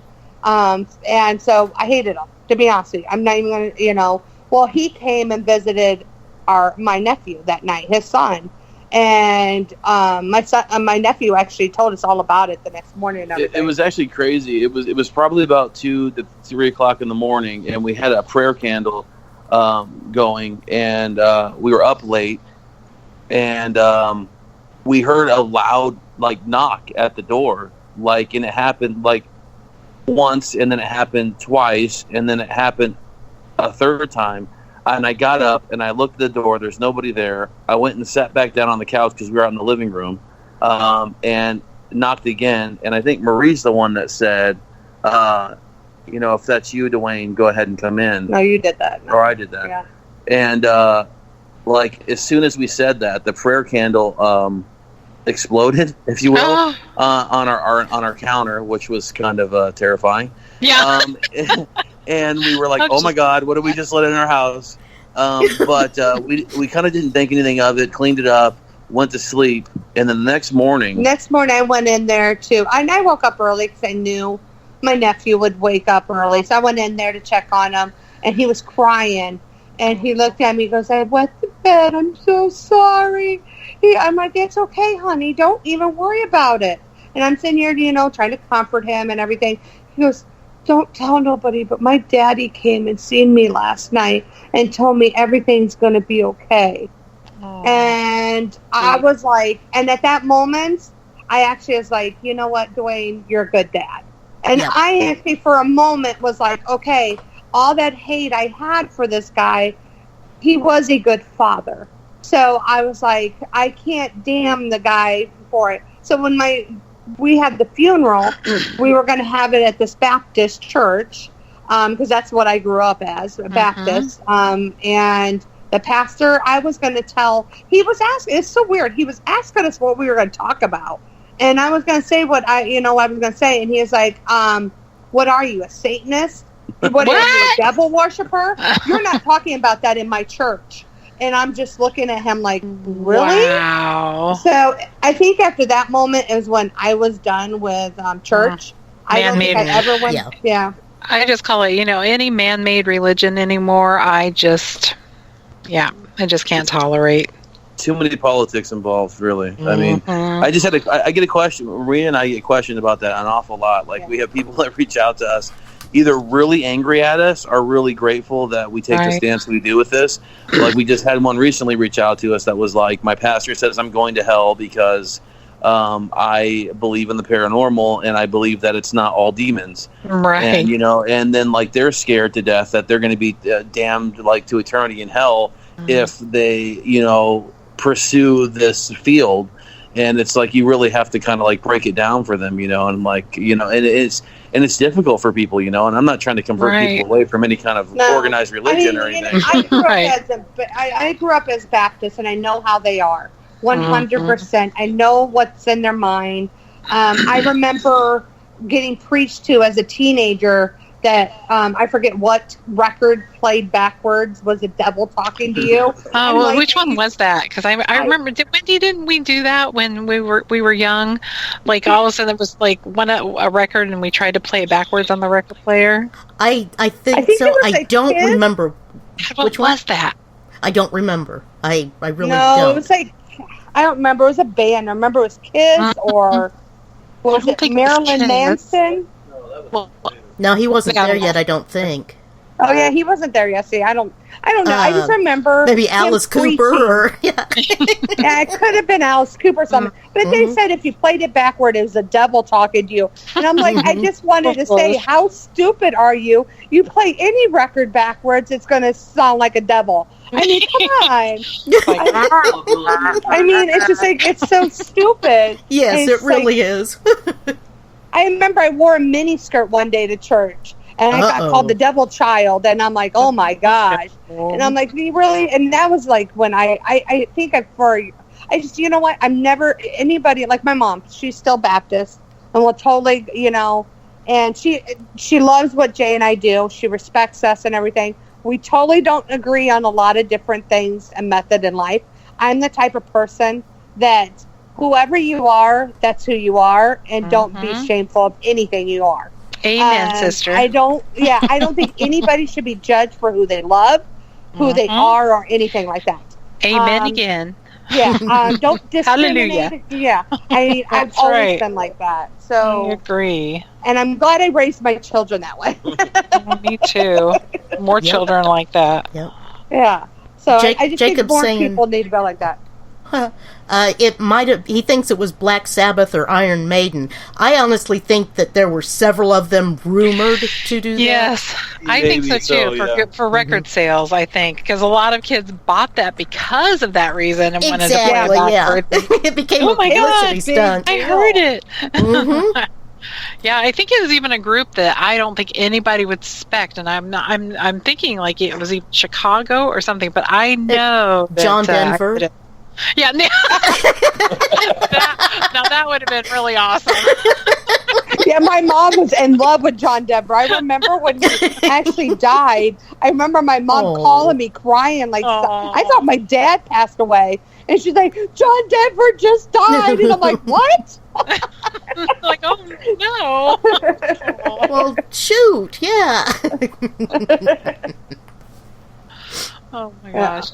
You know, one thing I was gonna say is when Aaron Goodwin came out here, when he came out to Seattle one time, and we were investigating the old Butterworth mortuary, and he was standing outside smoking, and I was just standing outside with him. We were having a really good talk, and he said the exact same thing, that after he released the documentary that they first did with Ghost Adventures, that his church saw that and they kicked him out of his church too, and he was so religious. It was like the most devastating thing he said it ever happened to him in his whole life, and it just totally was a chain reaction of kind of him spiraling downhill, I guess, for a while. So I was going to say, so you have that in common with Aaron too. Actually, I think you and Aaron talked about that, didn't you? We've had a few conversations about stuff like that. I wondered if you did. I always told Jay we should actually, the paranormal field should actually come up with their own, church and just call it the Church of Paranormal. I mean, just go in there and it could be any religion and just, it's sad and talk that about ghosts. Yeah. Oh gosh. Hey, well, got everything else in the world. Say. Yeah, exactly. Flying spaghetti monsters to everything. Oh, I mean, the stuff I see now, like when my son brings down stuff, like I guess I'm not, he's very into the YouTube thing. I mean, so much into the YouTube thing. Like he talks about he wants his own YouTube channel now.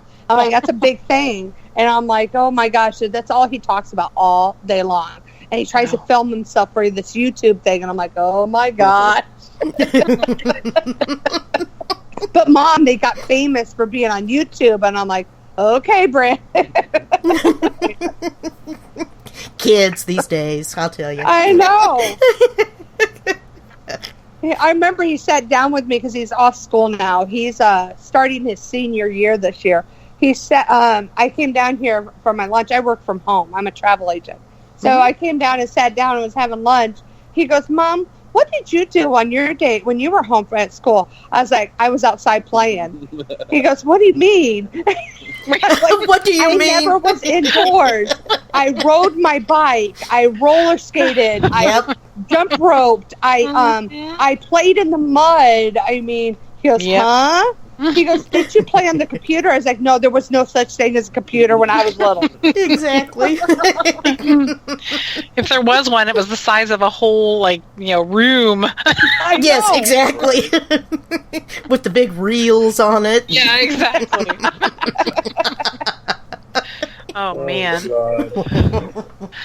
Our sons were laughing at us because my nephew and my son was laughing at me and my sister because we were talking about a TV when we were younger, because they were complaining about a remote or something. And I'm like, you do know when we were younger, we had to get up off the couch, It was go terrible. over there and turn the channel. And we were lucky if we had maybe 5 channels. Yeah, exactly. You were lucky because I had to use a pair of pliers because our knob broke. I had to grab the pliers off the top of the TV. You had to move the bunny ears to make sure you had, you know. Or put foil on it to make the bunny ears a little bit taller to make sure it gets a good signal. Yes. They were looking at us, laughing at us like we were lying or something. I'm like, no, this was real. It's funny because we have an old TV, like an antique television set in our front room, and like our kid has passed by it a million times. He doesn't even think it's a real TV. No, he thinks it's like a fake thing. It's just a thing, and I'm like, Just a that's what- decoration. The knobs on this, that's what we used to use.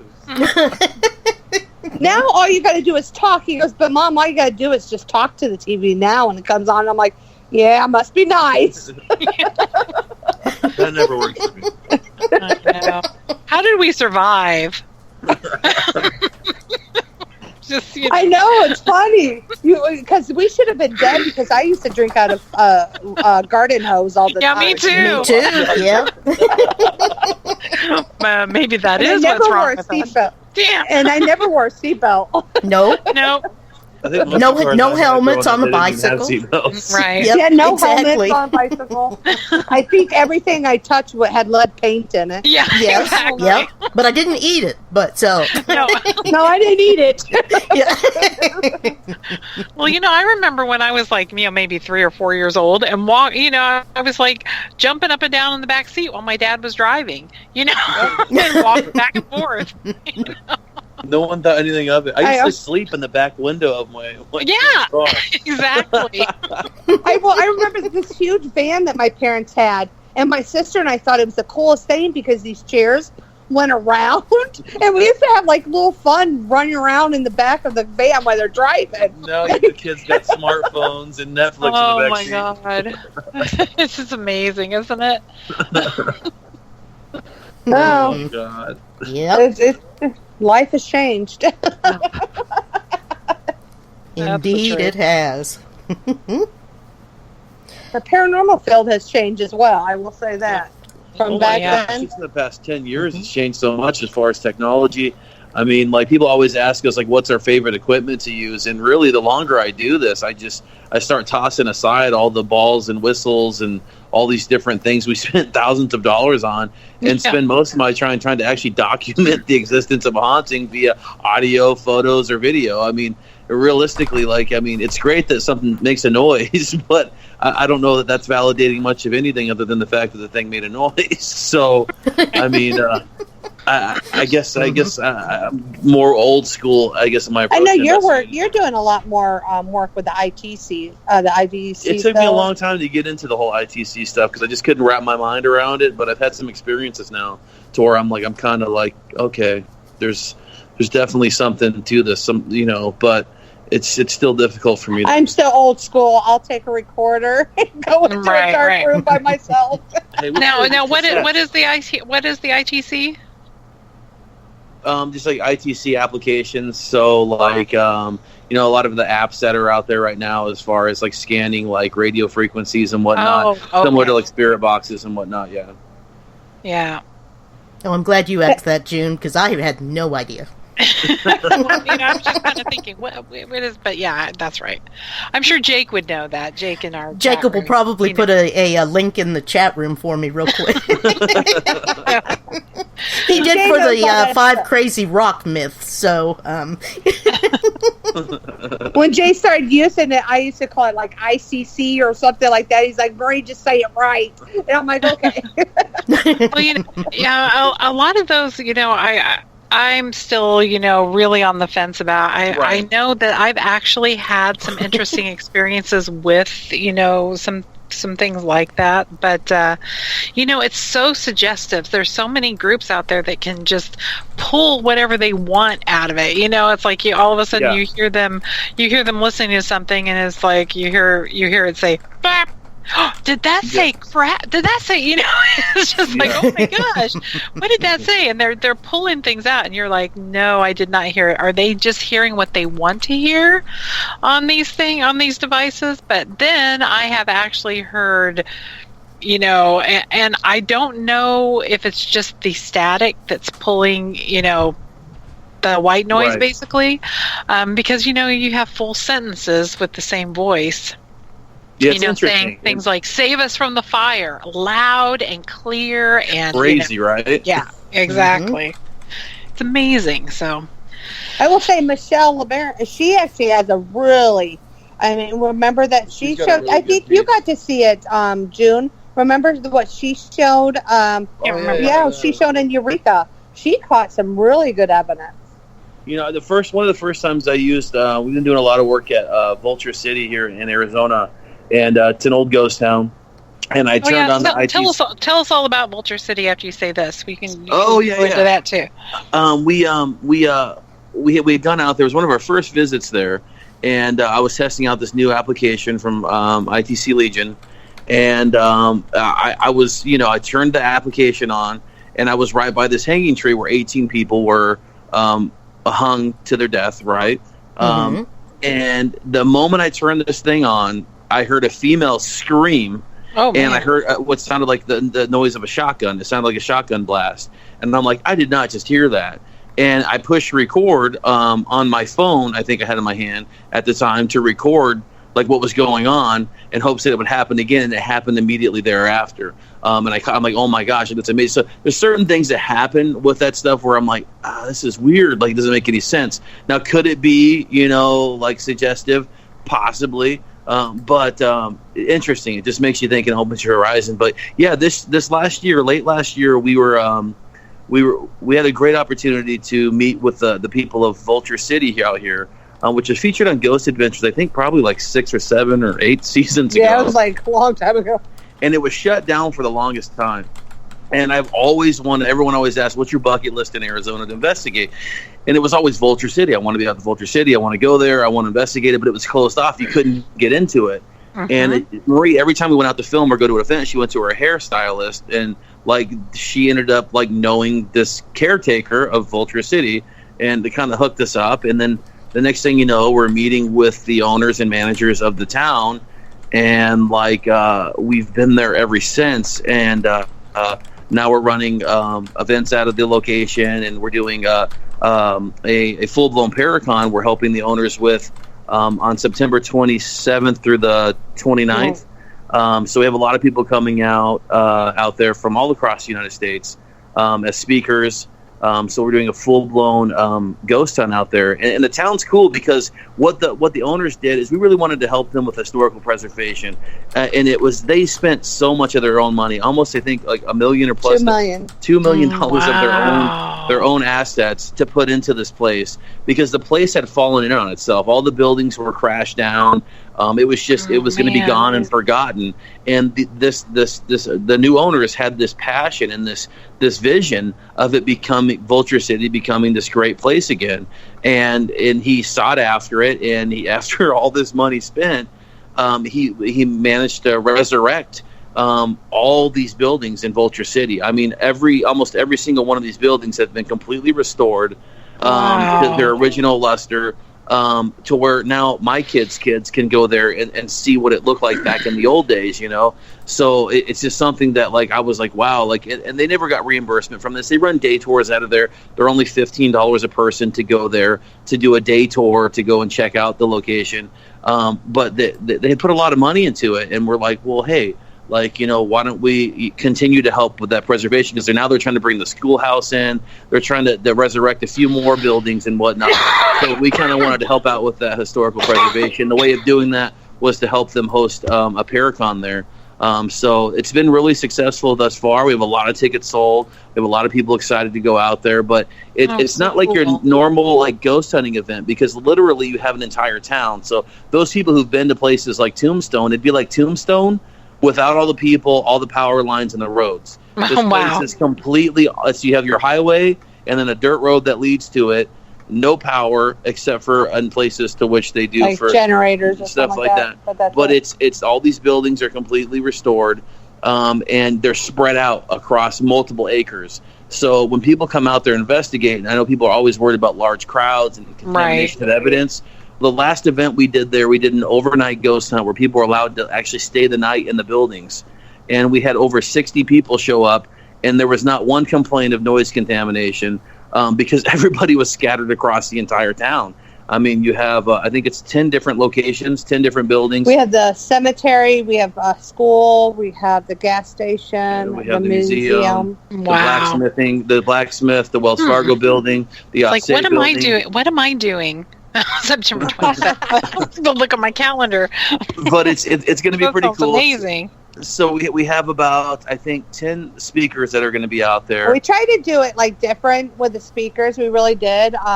We tried to get ones that are well known that's been out there and things, but then got some ones that honestly are just like paranormal investigators that are actually really good and need to be, heard. So we bring some of those out as well.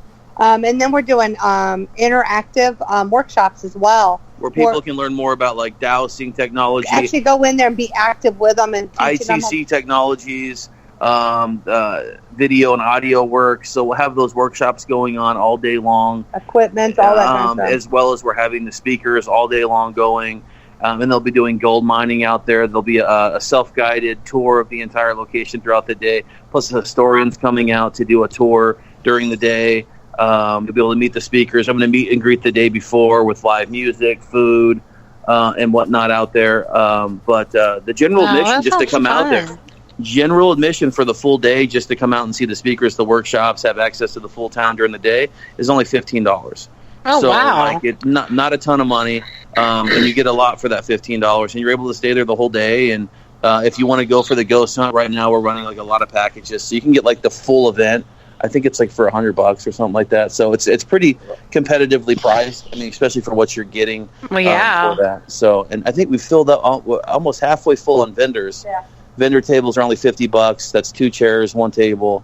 So not much at all. We didn't want to overprice it. We didn't want to have all these top-heavy celebrities either, Right. We wanted to be more about the paranormal investigator and the reality behind what we do. Don't worry. I mean, there might be a top head or, eventually, that I don't think a lot of people say, oh, don't get top head or, I mean. I'm just saying we're not pulling in. Like, I'm one of those that I don't think that a lot of people preach, oh, why do you have to have a top header? Well, I think those top headers actually bring a lot of people in, and a lot of those people are really good friends of mine, and they're amazing speakers. We have Sherry. She's coming out. She's from Ghost Hunter. She'll be out there. Eric Knapp will be out there.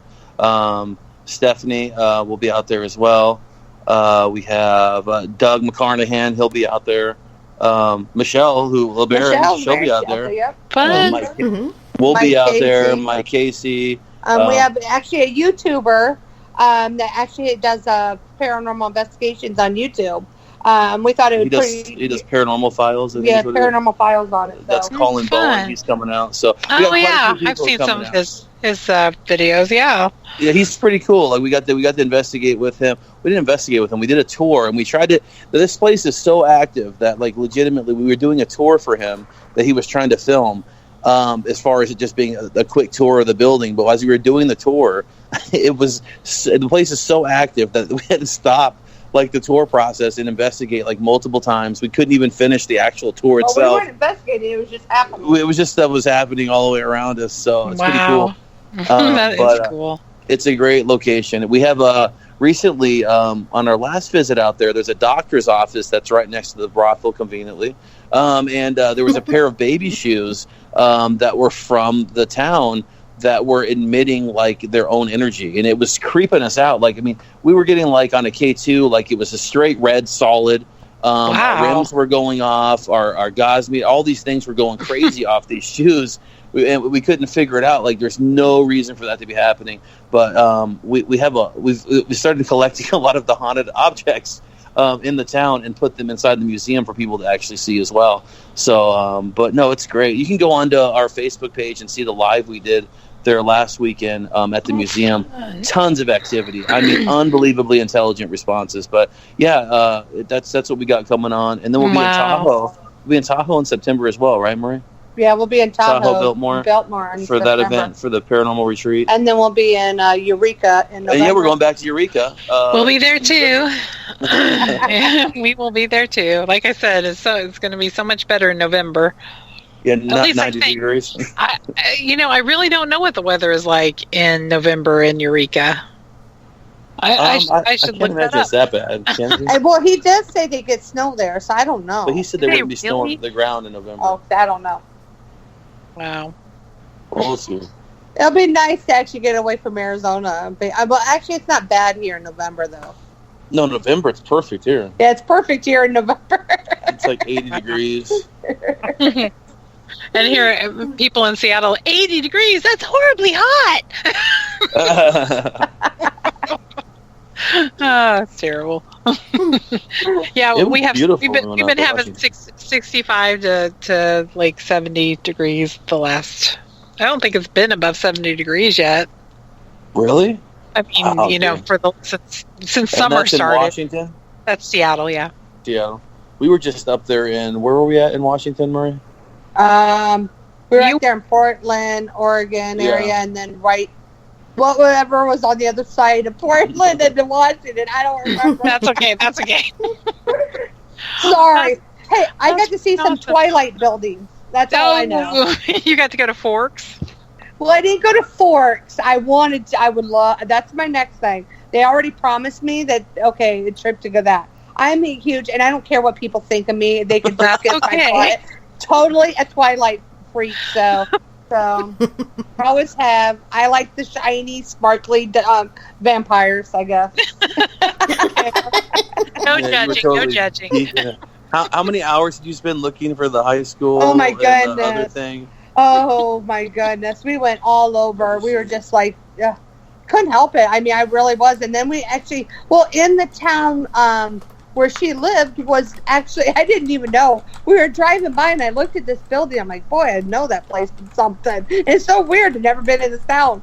And she turns around. She goes, "Oh yeah, that was actually the cop house, cops. It's the cop station and Twilight." And I'm like, what?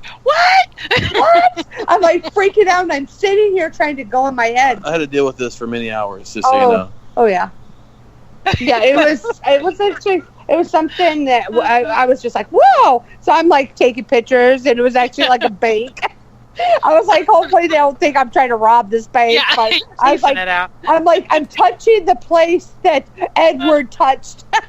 Oh, that's awesome. I had to make it fun with Jay because he's like, oh God. Well, I was looking at the pictures with Patty and Casey and all of them, so that was really awesome that you got to come out here. I was like, wait, if I would have known, I would have had you guys come out to Seattle, so extended your trip a little longer.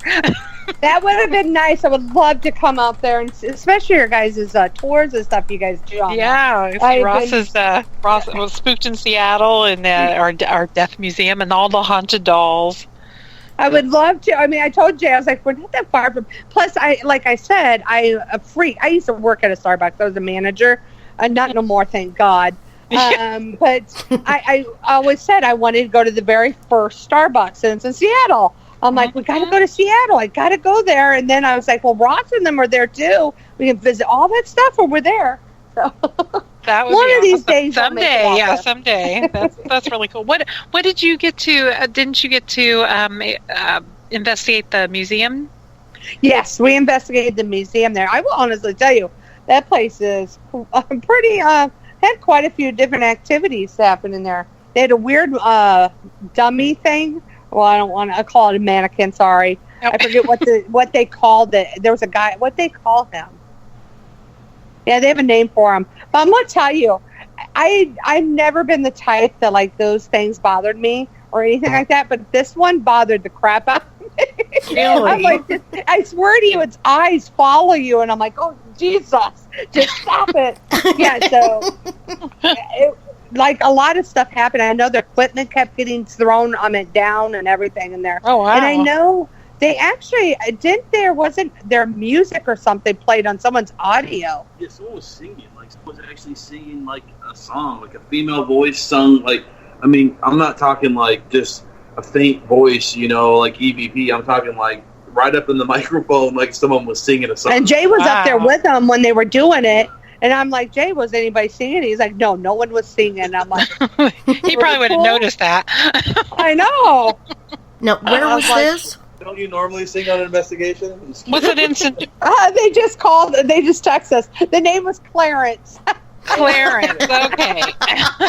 I was wondering if one of them would text us and tell us that. I'm like, there was a text. It's Clarence. Oh, that's so much fun. I'm glad you guys got to do that. I get the picture of him texting me sometimes or message me. Clarence misses you and Jay, and I'm like, okay, I don't miss Clarence. That was kind of a creepy dummy. Yeah, his eyes were creepy. I was like, his eyes just follow you. But that location, they have a really cool location, I will tell you. That's nice. No, that's so much fun. I'm glad you guys got to do that. Yeah, I was seeing pictures like, hey, that's awesome. I think it was like Lewis County Museum, something like that. Oh, I forget, Lewis County Museum, or I might not say that We're wrong. going to probably get a text in like 2 I know, we'll probably get a text saying what it is. Text me what it is. Please. Because I'm like, it's something Lewis, something County, that's all I remember. And the only reason I remember the Lewis is that's my dad's middle name. You probably could be wrong. Too. I probably could be wrong. So, yeah. So, I mean, all the group up there, oh my goodness. It was like, cool. Oh my God. I love that. I told them that, I mean, it's family. They're family up there. I mean, so every sweet. single one of them. They are. I mean, that's one thing I love about what Jay and I do with being able to go on TV and all this stuff and then get to go and do events and stuff like that. We get to meet people that are so amazing. And actually, I mean, and they don't just become friends. I mean, they become family. I mean, it's somebody that you just have that, touch with, that you're constantly reaching out with. I mean, Elaine is just amazing. I mean, Elaine went out of her way for us. And I mean, she's one person I would totally stick up for no matter what. Yeah, so she's an a amazing sweetheart. woman. Yeah, she is. Yeah, it's so funny because we don't. I mean, we live a few hours away from each other, but I never get to see her unless it's at a conference or a convention. I was just like, so I have to like fly, a few thousand miles just to say hi, Elaine. So I was like, we need to get together sometime, without, having to fly somewhere or drive, 2,000 miles somewhere. So I know a new group that they started being with and stuff came with a limousine that had like an American flag on it, and I kept calling it America. America. I was like, it's just the sweetest people in the really world. Cool unity out there that I wasn't expecting. They're pretty awesome. It's just like the bond that all of them had was amazing. Through Oregon all the way up into Washington. I mean, and don't get me wrong. I know there's, you guys searched for the Twilight stuff a lot of the time, more than you were looking for ghosts. Oh yeah. And you were yelling at me because I kept falling asleep. Like, no. Elaine is my buddy. She I'm pretty sure she don't get into Twilight at all. And she went all out for me, and I was like the sweetest thing ever. So she went over out. all the antique shopping you did. Oh my gosh, yeah, they tell me all the time. I mean, I'm so jealous of you guys and your antique places up there. I'm so jealous. They're There are a lot of them there. They're affordable though. That's what's weird because out here the prices are like 5 times as much. You go and buy this old looking like bottle. And here it will be like $25, and out there it's like $3. It's like $3 up there. And You're I'm like, what? I'm like, okay, I'm gonna you go through TSA with like 30 glass bottles. I know. I'm like gonna get in trouble for this. I don't know. You must not have been to Seattle then, because that $25 bottle would have probably been $50. Yeah, I know it was a smaller towns that we were sort of going through. And after she knew I loved that stuff, like they all were like they were amazing. I mean, they made sure that we were really it was just awesome. And you don't get that very often in a lot of things. But I mean, one thing Jay and I try to do is we do that. We try to go out there, meet with everybody, and be yourself. I mean, to be honest with you, anybody that meets Jay and I, you're going to get the true Jay and I. I mean, if you don't like us, then I don't care. Exactly. Who cares? Typically, people before they meet us, they think that we're going to be arrogant or stuck up or something like that. Before I met you, I like had my evening gown all picked out, my little tiara, just to make sure you like me. And Ross was like, "You're not gonna like that." So I'm like, "Okay, I'll leave it at home." But this time, I'm gonna wear it. No, I'm just kidding. You need to, because I make Jay wear it for you. That would be even more fun. Jay will be in the closet putting it on and taking pictures of it. Why do I got to be in the closet? Because you like being in the closet. Oh, you came out of the closet. Sorry. As long as it's haunted. That's a whole nother radio show right there. Yeah. Go ahead and start a whole new segment. Then people are going to be like, wait a second, what's going on with Jay and Marie? Like, I'm joking, people. Coming out of the closet with Jay and Marie. Skeletons in the closet. Skeletons in our closet. Hey, that sounds pretty good. That sounds like a good show. Coming to Travel Channel in July. Sorry, I need to shut up. There's so many. I mean, you need to stop saying that. There is like too many TV shows coming on this year. I don't know how they're going to. I don't know, but there's other networks besides Travel Channel. That's all I have to say. I was blessed. We were so blessed this year because A Haunted Case Files got picked up on Travel Channel, season 2 on Travel Channel. So 6 of our episodes that was on Travel. Then they aired all from the first season, and we were like, wow, like it's on Travel Channel. Which then we we were just completely in awe about it. But before that, it was on Destination America. But then now, I think there's like 30 paranormal shows coming to Travel Channel in the next year. Well, it's everybody's saying that everybody's like, I got a TV show. I mean, there's a lot of shows coming out. I mean, let's just hope, let's just hope the good ones survive. Right, yeah. right. Yes. Some of them I keep hearing. I think, what's the new one that's out? What is like paranormal? Oh God, what's the name of it? Wendy, I can't remember the one that they said was, or Jacob. What's the name of the show that's come out? Everybody can't stand it. Oh, Ghost Bait? Ghost Bait. That's it. Yeah, they got a lot of heat for that one. Yeah, wow. I mean, like I think that their intent might have been different than how it was portrayed. On television. Like, I mean, when I thought of ghost baiting when it came out, I've always referred to Marie as ghost bait because I bait her on locations. But it's me, and no one puts no bag over my head. I'd freaking beat his ass. Yeah, exactly. Yeah. But the reality, I'm making note about that. No bag over Marie's head. Only blindfold. No, we put you in a straitjacket one time too. But that's a straitjacket. It wasn't over my head. Don't put a bag over my head. Well, I wouldn't do that to my client. I can tell you that. I wouldn't do it to a client. No, Sorry. that's horrible. That's so scary. You're trying to get them to overcome. I mean, come on.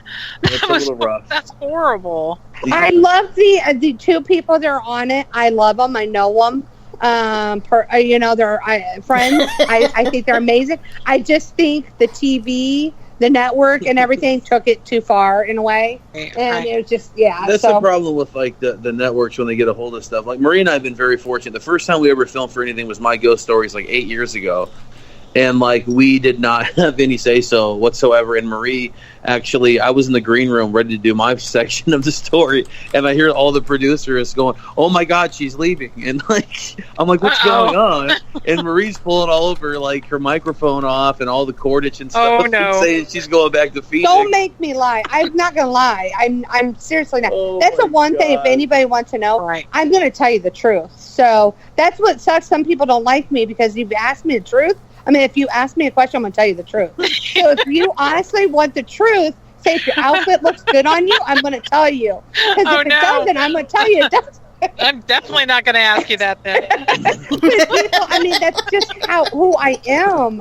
And I was like, I'm not going to lie, number one, on TV about what I experience and how I feel. I'm not going to do it. And that's a really good thing, too, that we've been working for the past several years with the show Haunted Case Files. And, like, they're actually really supportive of us, like, being true to what actually happened. So they're not like a show that is trying to push us in the wrong direction and not portraying the story as it really is.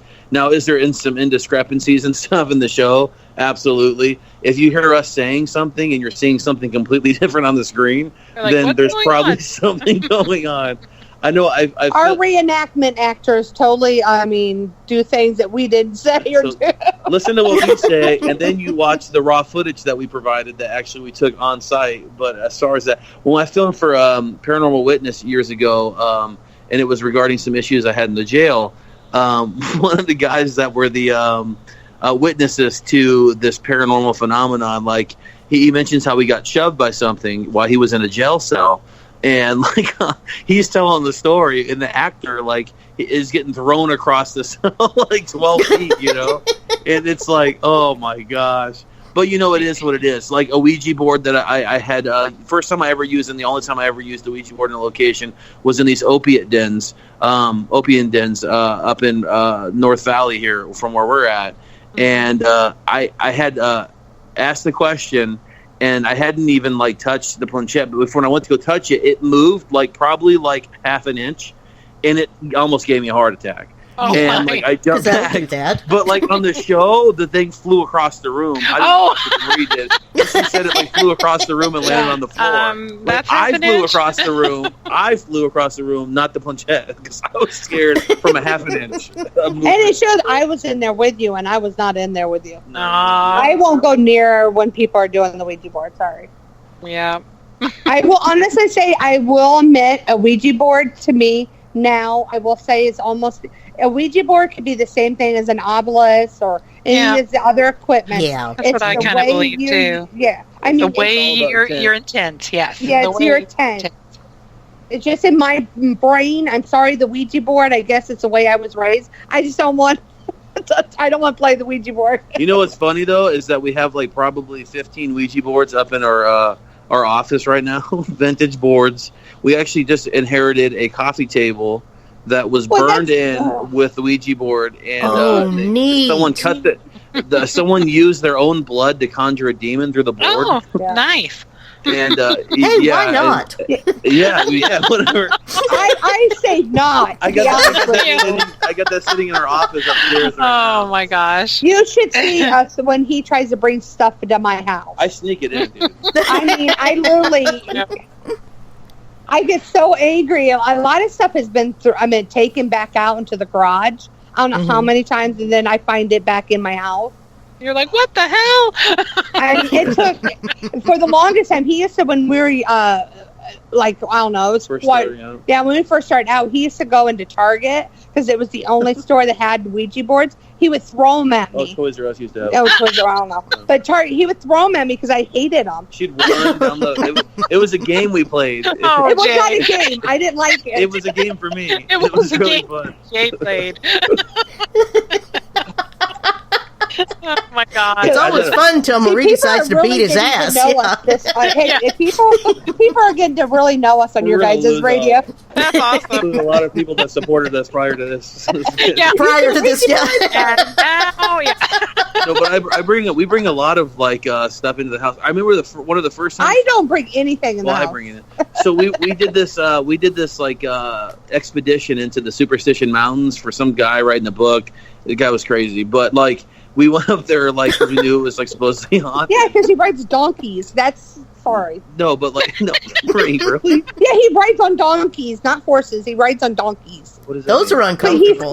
He's a big guy, and poor donkey is getting I don't know how the donkey's even alive. Oh. I got so mad at him. Oh, okay. Well, anyways, so we on the way out of there, we found an axe head, an old axe head, and you found it. I found it, and I brought it back, and I put it in our headboard behind our bed before we went to sleep, and I swear I didn't to God, even know it was there. We lay down to go to sleep the next day after we get back from this thing, and neither one of us are asleep, and we start hearing this male gurgling, breathing, and we're like, what is happening? And I'm like, Marie, are you snoring? And she's like, no, I thought that was you. And it was this damn axe head, after we brought it in, and then we had our Reverend Blessed or whatnot, and whatever, and it didn't do anything. No, it just did not go in my bedroom again. It's in there right now, actually.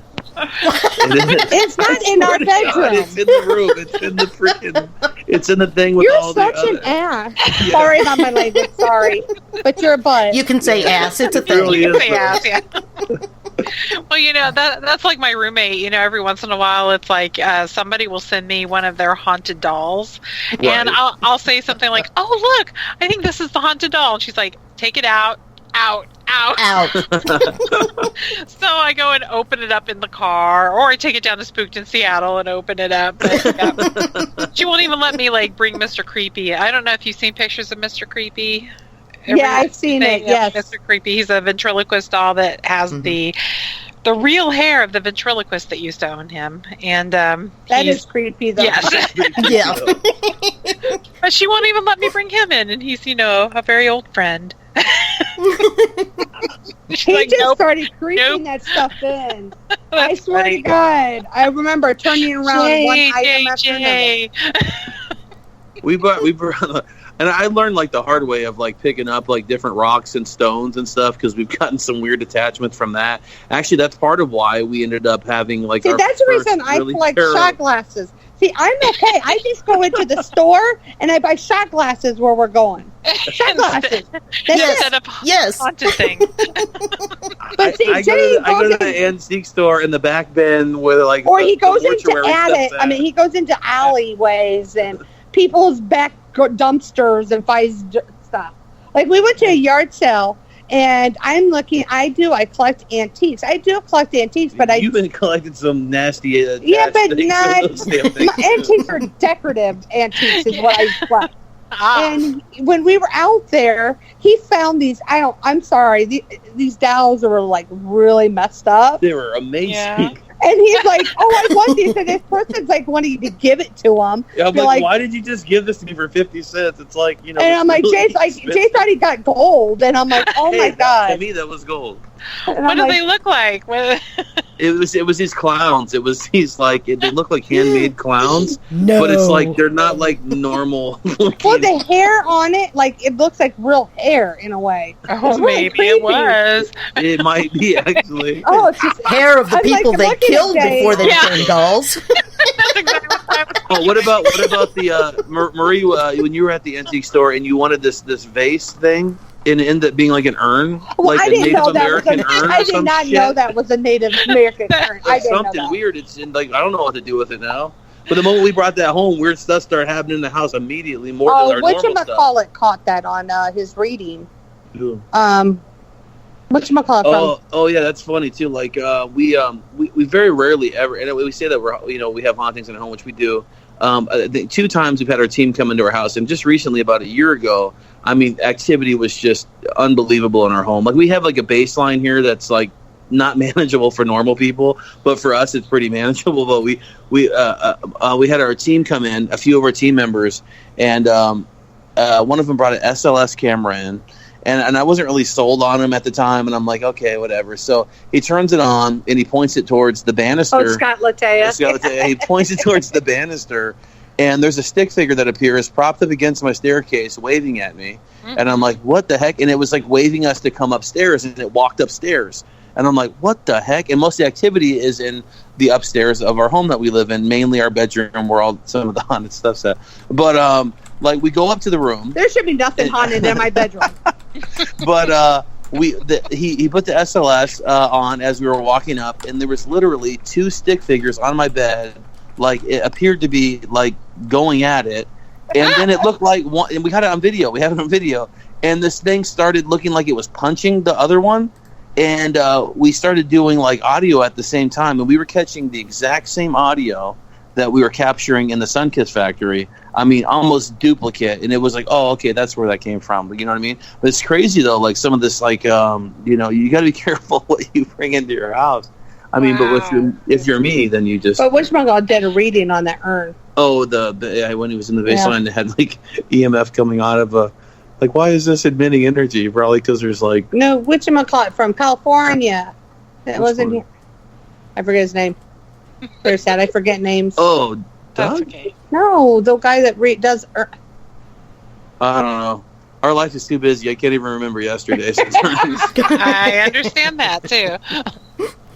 Oh my God, you guys are awesome. We both look at each other like, you're the one, you did it. So yeah, I'm always right and he's always wrong. Okay. That's the natural order. Hey, happy wife, happy life. Remember that. That's what they say. That's How what come they you're never say. happy? Oh.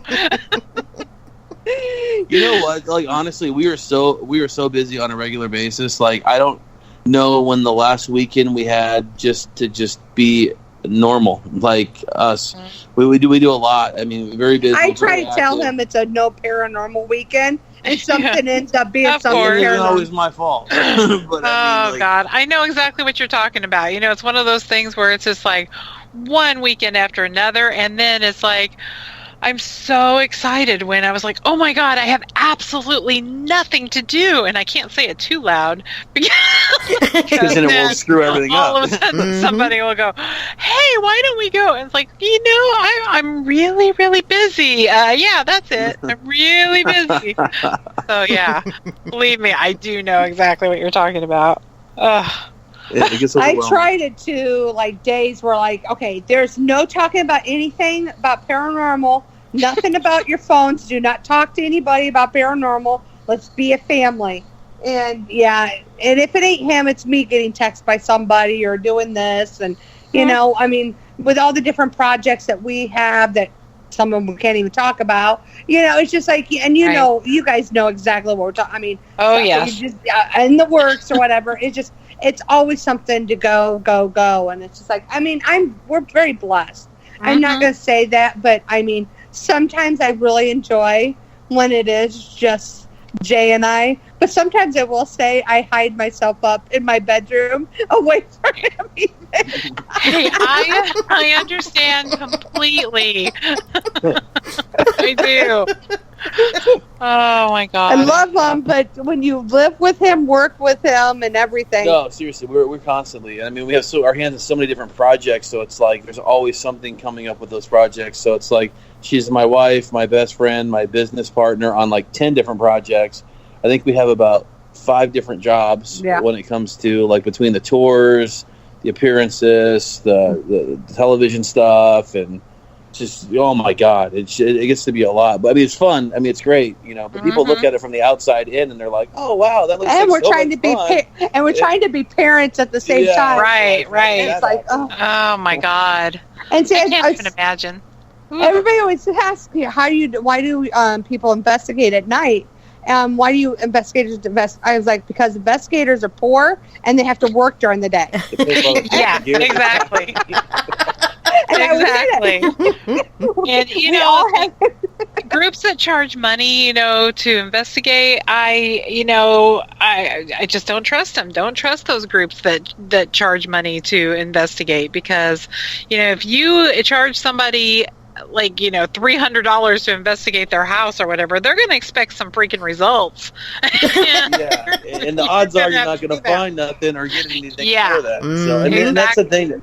There's a lot of them. There was one out here in Tucson, actually, that just got like put on blast. They were charging $5,000 for a human spirit extraction, and $15,000 for a No, demonic. it's 10. It was 10,000. It was 5,000 for a human and 10,000 for demonic. And it was like on Craigslist and all these other different things. And people were really paying this though. And they were like literally though, like there was a money back guarantee too, though. Oh well, And I'm just like, Yeah, I bet there was. comes back. and you know what? Jay and I always try to stay out of the whole, and everybody knows the whole paranormal drama or even Facebook drama.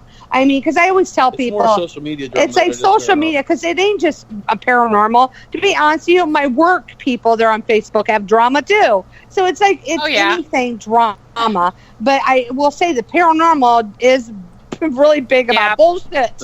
we call paradrama. Yeah. Yeah, and it's exactly. Jay and I try to stay out of it so The more we freaking try to much. stay out of it, the more we try to we pull in and I let's mean, pick sides and do that. What do you guys think? Yeah, we just don't that's want all to the- think about anything. well, I think a lot of people have learned, like we've had people tell us, "Oh, you shouldn't talk to this person. Oh, you shouldn't talk to this person." Well, you know, Yeah. I totally respect people telling me their opinions 100% because I respect everybody's opinion. But You then talk to respect whoever mine. you talk to whoever you want to talk to, and you know, it's like screw everybody else. And then when you quit talking to us because we didn't stop talking to people you didn't like, Good well, riddance. that's good riddance. No, we literally just lost a couple really good close friends we thought were because of stupid stuff like that. I Yeah. can't say it enough. It's just absolutely ridiculous. It's like I will honestly be the first one to say we didn't do anything. It's just we stayed out of it. And we when get in one trouble pick, for staying out of it. That's the problem. we tried to stay out of it, and it's just like, and it's just weird. I don't ever say anything negative about even teams that I don't agree with. They're doing shit, and I mean, I don't bring up any team's names or anything like that Right. because I'm not going to put anyone on blast or anything like that. I'm not like that, and I'm not going to. But I mean, but it's just, you know, the whole $10,000, $5,000 charging to Wow. people that really are in trouble. Come on. I mean, that's just ridiculous. Yeah. Well, I think we they kinda went faded in. out. We actually went into a client's house that paid somebody $300 to get rid of the activity in their home.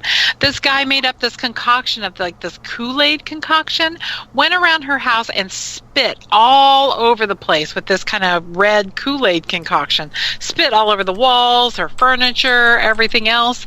And you know what red Kool-Aid does to It stains. furniture and couches and things like that? Well, he said she had to leave it there because that would repel any spirits that came around. Oh, $300 my bucks. God. And guess why they called us? Why? Because It was still there. They were still there. Yeah, I imagine. And now she has red Kool-Aid all over Yes. her stuff.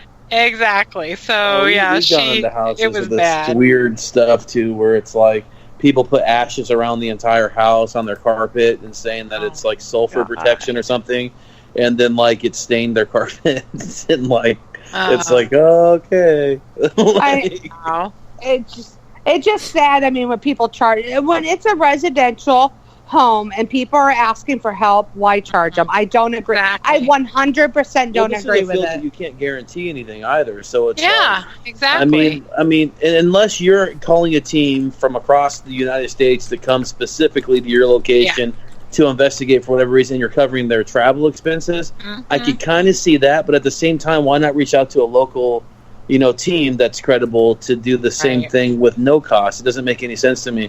I know Jay and I, with us getting the TV reach, that's different. we get a lot people of people that reach out from us from every state. I've had constantly reaching out to me. I have people from Canada, Europe, and Australia, all that. Come investigate. Oh, so you come can go on investigate. TV. Well, I'm sorry I can't come there, but let me get a team that can help you. Right, Well, I mean, yeah, I've had that's some what we really do, too. serious people. Yeah. I mean, I've had some serious ones that really want help. And I've had to reach out and got other people to assist them. But then you also get those businesses and historical landmarks that want their place to be haunted so they can bring in tourism that aren't really haunted. Can you just say it's haunted for us and just Pretty much. No, you get that though. I mean, and you know that too. I mean, Yeah. you guys, the TV doesn't really change whether you are or you aren't, or you've had limited or whatever. I mean, it doesn't matter. I mean, that's a reality of like the field that we're in. But when these people see you on TV, they're like, oh my gosh, well, if you come here and you say that, and then you go on TV and say that, then that means that this place is going to have tons of. No, we're not doing I that. have somebody said, oh my goodness, it's going to cost me, like, I don't remember what it was, to go investigate this location. I said, honestly, to be honest with you, anywhere you go anymore, they're going to charge you. Oh yeah, I mean, to investigate definitely. anything. The days of like when we first started being able to go and we get a little bit, you got to pay you better pay out the money these days to get into some of these. I mean, locations. I know a lot of people complain that, like, oh, why are they charged to do that? But to be honest with you, it's new. It's a new thing about the the paranormal field. To go investigate a location now, it's going to cost you. Oh yeah. I always. But I can kind of understand, like, Waverly Hills and places like that this is the only way they're getting money for their upkeep, and things like that. In Preston Castle in Ione, California, it's like just getting some money to help with the upkeep and to help with the keep it standing, I guess, basically. So And I can security kind that of they see have that, to have and all that. But you know, it's like with the ghost shows coming around and going to these places. Yeah, gone are the days when you can just, you know. Well, we've had people complain about Vulture City because we're now the head people of the paranormal at the Vulture City, and people, if she has anyone that contacts her, she'll send him to us. And we're like, well, she has a set fee, and we have to give them her set fee. And we're like, well, I'm sorry, it costs. I mean, they have to hire security to go out there, watch out for them, and blah blah blah. And, I mean, it's like they have insurance, that all this stuff. So I mean, it does cost. I mean, plus, They're trying to get paid back. I for mean, all the money it's they a historical put into location that they rebuilt. So I mean, I to be honest with you, I'm the type that now agrees with people charging on locations. Yeah, don't some go. of these fees are crazy. Yeah, though. some of the fees are Let's outrageous. be honest. I mean, I've seen some fees where I was like, "Are you serious, dude?"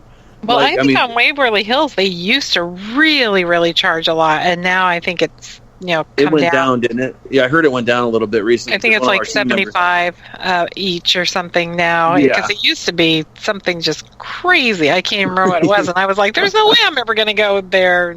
Yeah, it's crazy.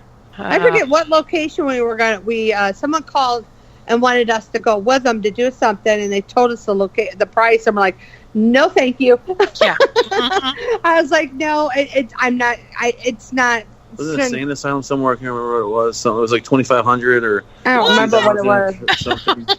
It was. I don't crazy. remember. And it And was I'm like a max of a certain amount of people for like several grand, and we're like, no. No, thank you. I was like, it's not that one location. Oh, I have to go to. That.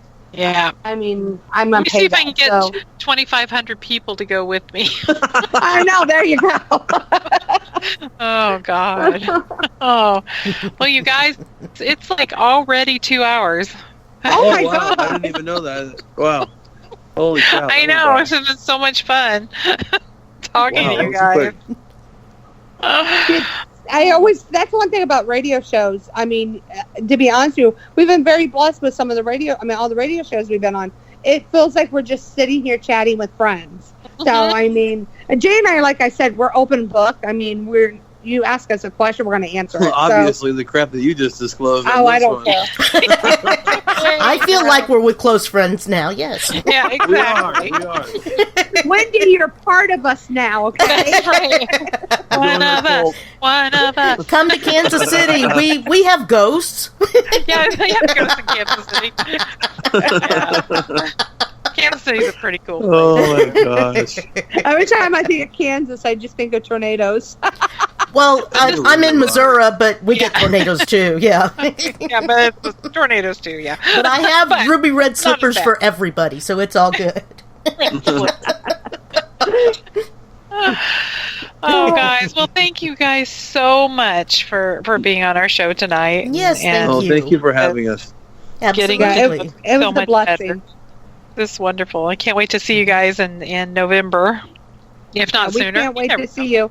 Make sure you give Ross a big hug for us. I mean, Oh, yes, can't I wait will. to see him. I'll give him a good pinch too, just for fun. Say that one's from Jay. Okay. Where should I pinch him at? No, never mind. Yeah. Jay, you love me. Now, if people are looking for you, want to get a hold of you, websites or interested in any of the craziness we talked about tonight, you can go to yatesfamilyhaunting.com. You can go to our team website as well, which is thecopscrew.com.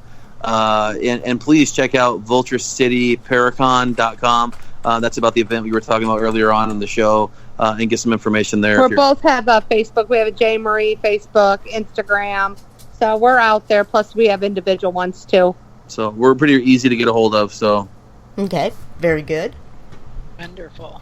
And they'll even answer you if you message them or something. That's the really neat part. That's pretty cool. Yes. Yep. All right. Well, they don't ignore you and say, "Hey, we're too good for those peons." Who is that? Yeah. Oh God, amazing. Never. Well, it was a pleasure talking to you guys, and hopefully we get to do it again soon. Absolutely. Definitely. You guys have a good one. Thank you so much for having us on. Bye. Good night. Good night. And as Jacob was saying, great show. Thanks, Jay and Marie. Thanks, Wendy and June. Thanks, Jake. Yep, thank you, Jake. And I can tell who's going to be on next week. Okay. If you'd like. Please do. If you'd like, since I actually pulled it up this time. It's Karen Dahlman and the Spirits of Ouija. Yes. I would just say that. That's going to be June 12th.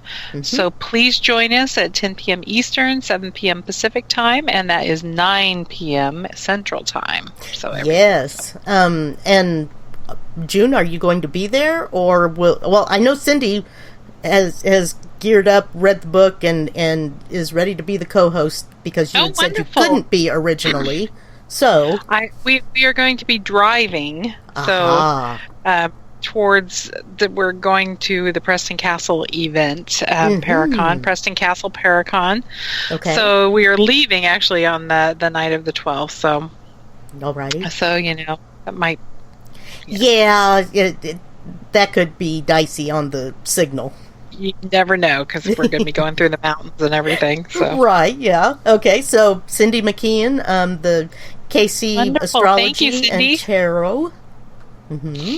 And we always thank Carly for letting us broadcast off of her station here. Thank you, Carly. Thank you, Carly.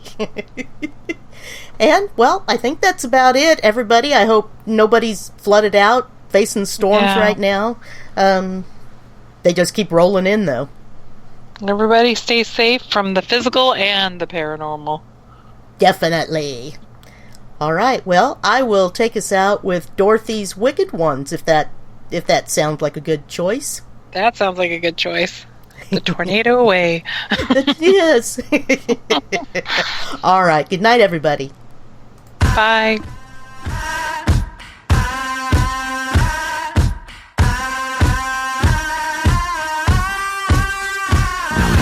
This night ain't for the faint of heart, for the faint of heart, for the faint of heart. This night ain't for the faint of heart, 'cause the faint of heart gon' fall apart.